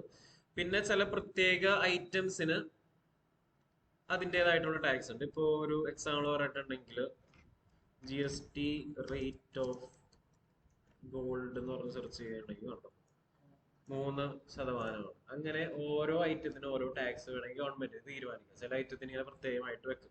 അതായത് ഇപ്പൊ ഒരു കാലത്ത് ഇങ്ങനെ പറഞ്ഞിട്ടുണ്ടായിരുന്നു, ഇപ്പൊ ഈ പെട്രോളിന് GST വരും. അപ്പൊ പെട്രോളിന് GST വന്നു കഴിഞ്ഞിട്ടുണ്ടെങ്കിൽ എന്താ ഗുണമെന്ന് വെച്ചാല് ചിലപ്പോൾ വില കുറയാം, ചിലപ്പോൾ വില കൂടാം. ഓക്കെ, അപ്പോ ഇപ്പൊ കേരളത്തിന്റെയൊക്കെ അവസ്ഥ ഇങ്ങനെ എടുത്തു നോക്കുകയാണെങ്കിൽ, അതായത് ഇപ്പോ പെട്രോൾ കോസ്റ്റ് സ്പ്ലിറ്റ് ഓഫ് എന്ന് പറഞ്ഞ് സെർച്ച് ചെയ്ത് നോക്കി കഴിയുമ്പോൾ ഇപ്പൊ ഏതെങ്കിലും ഒരു സംസ്ഥാനത്തിന്റെ ആയിരിക്കും ഉണ്ടോ 34 രൂപയായിരിക്കും ഇപ്പൊ ഡൽഹിയിലെ പെട്രോളിന്റെ വില. പിന്നെ അതിന്റെ കടത്തുകൂലി 36 രൂപ, പിന്നെ ഡീലറിന്റെ കമ്മീഷൻ 34 രൂപ. അതിൻ്റെ ഒപ്പം വേറെ ഇത്രയും ടാക്സുകൾ കൂടിച്ചേരുമ്പോഴാണ് 92 രൂപയുണ്ട്. ഇത് മെയ് 2021 കണക്കാണ്. ഇപ്പൊ നമുക്ക് 107, 105 ആ റേറ്റൊക്കെ ആയിട്ടുണ്ട്. ഓക്കെ, അപ്പോ ഈ പറഞ്ഞ ടാക്സ് വരുമ്പോഴാണ് വില കൂടുന്നത്. അത് ഓരോ സംസ്ഥാനത്തിന്റെയും ടാക്സ് ഡിഫറെന്റ് ആണ്. കാരണം നിലവില് പെട്രോളിനുള്ളത് ഈ ഒരു ടാക്സ് ആണ്, വാല്യൂ ആഡഡ് ടാക്സ് എന്നുള്ള ടാക്സ് ആണ്. അപ്പൊ അതുകൊണ്ടാണ് ഓരോ സംസ്ഥാനത്തിനും ഓരോ റേറ്റ് ഉള്ളത്. അതേസമയം GST വന്നിട്ടുണ്ടെങ്കിൽ മാക്സിമം നമ്മളിപ്പോ കണ്ട ടാക്സ് പെർസെൻറ്റേജ് എത്രയാണെന്ന് നോക്കുമ്പോൾ എത്രയാണ് നോക്കി, 28. അതായത് ഇപ്പോ ഈ ഒരു കാൽക്കുലേഷൻ വെച്ചിട്ടാണെങ്കിൽ 34 രൂപയാണ് വില. പ്ലസ് ഫ്രൈറ്റും ഡീലർ കമ്മീഷനും എന്തായാലും ഉണ്ടാവും. ഓക്കെ, അതായത് ഇപ്പോ നമുക്കൊരു വില കാൽക്കുലേറ്റ് ചെയ്യണമെങ്കിൽ 34 കോസ്റ്റ് ആണെന്ന് വിചാരിക്കുക. കമ്മീഷൻ വീണ്ടും 34 രൂപ. ഓക്കെ, പിന്നെ ഇതിന്റെ അകത്ത് ഉണ്ടായിരുന്നത് വേറെ കുറെ ടാക്സുകളാണ്. ഫ്രൈറ്റ് ഞാനിപ്പോൾ എടുത്തിട്ടില്ല, ഫ്രൈറ്റും കൂടെ ആഡ് ചെയ്യാം. 1 രൂപ. ഓക്കെ, ഇനി ഇവിടെ താഴെ നോക്കുമ്പോൾ ഓരോ സ്റ്റേറ്റിനും ഓരോ ടാക്സുകൾ, എക്സൈസ്, കസ്റ്റംസ് എന്നൊക്കെ പറഞ്ഞിട്ടുണ്ട്. ഓക്കെ, അപ്പോ ഇതിനെല്ലാം കൂടി പകരം ഒറ്റ GST എന്നായിരുന്നെങ്കിൽ, ഒറ്റ ടാക്സ് എന്നുള്ള രീതിയിലാണെങ്കിൽ ഇതിന്റെ ആകെ തുകയുടെ മാക്സിമം 28% ആയിരിക്കും വരുന്നത്. അതായത് 19 രൂപ 32 പൈസ. അങ്ങനെ ഇപ്പൊ ടോട്ടൽ എടുത്ത് നോക്കുകയാണെങ്കിൽ 88 രൂപ 32 പൈസക്ക് നമുക്ക് പെട്രോൾ കിട്ടും. ഓക്കെ, അതാണ് GST വന്നു കഴിഞ്ഞാൽ ഉള്ള ഗുണം. പിന്നെ വേറൊരു കാര്യം, എല്ലാ സംസ്ഥാനത്തിലും ഒരേ എമൗണ്ട് തന്നെയായിരിക്കും പെട്രോൾ. ഓക്കെ, അപ്പോ ഈ പറഞ്ഞ ഈ ടാക്സ് ഹെവൻ എന്ന് പറഞ്ഞൊരു കൺസെപ്റ്റ് ഉണ്ട്. അതായത് ഇപ്പോ ചില സംസ്ഥാനങ്ങൾക്ക് ചില സാധനങ്ങൾക്ക് വിലക്കുറവാണ്. അതിപ്പോ പെട്രോൾ, നേരത്തെ പറഞ്ഞ പോലെ ആൾക്കാരിപ്പോ എന്ത് ചെയ്യും, വില കുറഞ്ഞ സംസ്ഥാനത്തിലേക്ക് പോകും. അതിനാണ് ടാക്സ് ഹെവൻ എന്ന് പറയുന്നത്. കാരണം അവിടെ ടാക്സ് ഇല്ല, അല്ലെങ്കിൽ ഒരു സ്വർഗം പോലെയാണ്. ഓക്കെ, അപ്പോ അങ്ങനെയുള്ള പ്രശ്നങ്ങൾ വരാതിരിക്കുകയാണെങ്കിൽ ഈ പറഞ്ഞ ഒറ്റ ഒരു വൺ ഇന്ത്യ വൺ ടാക്സ് എന്നുള്ള രീതിയിൽ GST വന്നു കഴിഞ്ഞാൽ ഗുണം ചെയ്യും. പക്ഷേ ഈ ഒരു 28% എന്നുള്ളത് ഗവൺമെന്റിന്, അതായത് സെൻട്രൽ ഗവൺമെന്റ് ആണ് മെയിൻ ആയിട്ടും ടാക്സ് റേറ്റ് തീരുമാനിക്കുന്നത്. അതിന് CGSTയുടെ ഒരു ബോർഡ് ഉണ്ട്. ആ ബോർഡാണ് ഈ പറഞ്ഞ ടാക്സ് റേറ്റും കാര്യങ്ങളൊക്കെ തീരുമാനിക്കുന്നത്. അപ്പോൾ അവർക്ക് വേണമെങ്കിൽ ഈ പറഞ്ഞ 28% എന്നുള്ള ടാക്സ് മാറ്റിയിട്ട് വേണമെങ്കിൽ 50% ടാക്സ് ഇട്ടിട്ട് വിൽക്കാം. ഗുണം എന്താന്ന് വെച്ചാൽ ഗവൺമെന്റിന്റെ കയ്യിലേക്ക് കൂടുതൽ എമൗണ്ട് കിട്ടും. ഓക്കെ, പക്ഷെ അങ്ങനെ നോക്കുമ്പോഴും ഈ പറഞ്ഞ പെട്രോളിന്റെ റേറ്റ് കുറയും എന്നുള്ള അഭിപ്രായം പറയുന്നവരും ഉണ്ട്. ഓക്കെ, കാരണം ഇപ്പൊ നമ്മൾ നോക്കിയപ്പോ 103 രൂപയല്ലേ ആയുള്ളൂ, അപ്പോൾ 2 രൂപ കുറവുണ്ട്.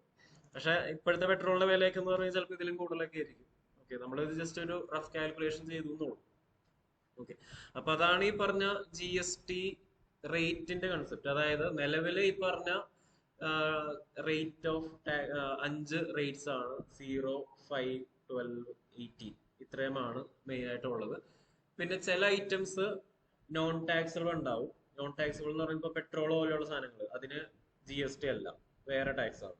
ചില ഐറ്റംസ് എക്സെപ്റ്റഡ് എന്ന് പറയും, അതായത് അതിന്റെ ടാക്സിന്റെ കാര്യത്തിലേക്കേ വരില്ല. ഇപ്പൊ ഒരു എക്സാമ്പിൾ പറഞ്ഞിട്ടുണ്ടെങ്കിൽ കോവിഡിന്റെ സമയത്ത് ഈ പറഞ്ഞ സാനിറ്റൈസർ, പിന്നെ മാസ്ക്, അങ്ങനെയുള്ള സാധനങ്ങൾ അതൊക്കെ ടാക്സേ ബാധകമല്ലാത്ത ഐറ്റം ആയിട്ട് ഗവൺമെന്റ് പ്രഖ്യാപിച്ചു. അപ്പൊ അങ്ങനെയുള്ള കാര്യങ്ങൾക്ക് ഒരിക്കലും ടാക്സ് വരില്ല. അപ്പോൾ അങ്ങനെയുള്ള ഐറ്റംസിനെയാണ് എക്സെപ്റ്റഡ് ഐറ്റംസ് എന്ന് പറയുന്നത്. അല്ലാത്ത ഐറ്റംസിനൊക്കെ ഇതേപോലെ എന്തെങ്കിലും ഒരു റേറ്റ് ഓഫ് ടാക്സ് ഉണ്ടാവും. പിന്നെ നമ്മൾ ചിലപ്പോൾ മേടിക്കുമ്പോൾ ചില ഐറ്റത്തിന് 5, ചിലതിന് 18, ചിലതിന് 28, അങ്ങനെ പല പല റേറ്റ് ഓഫ് ടാക്സ് ഉള്ള സാധനങ്ങൾ നമ്മൾ ഒരുമിച്ച് മേടിക്കുന്ന സിറ്റുവേഷൻസ് ഉണ്ടാവും. ഓക്കെ, അപ്പൊ അങ്ങനെ പല റേറ്റ് ഓഫ് ടാക്സ് ആയിരിക്കും നമുക്ക് GSTയിൽ ഉണ്ടാകുന്നത്. ഓക്കെ, അപ്പോൾ ഇനി നെക്സ്റ്റ് നമുക്ക് പറയാനുള്ളത് GST സെറ്റ് ഓഫ് ആണ്. സെറ്റ് ഓഫ് അല്ല, ഇൻപുട്ട് ടാക്സ് ക്രെഡിറ്റിന്റെ കാര്യമാണ്.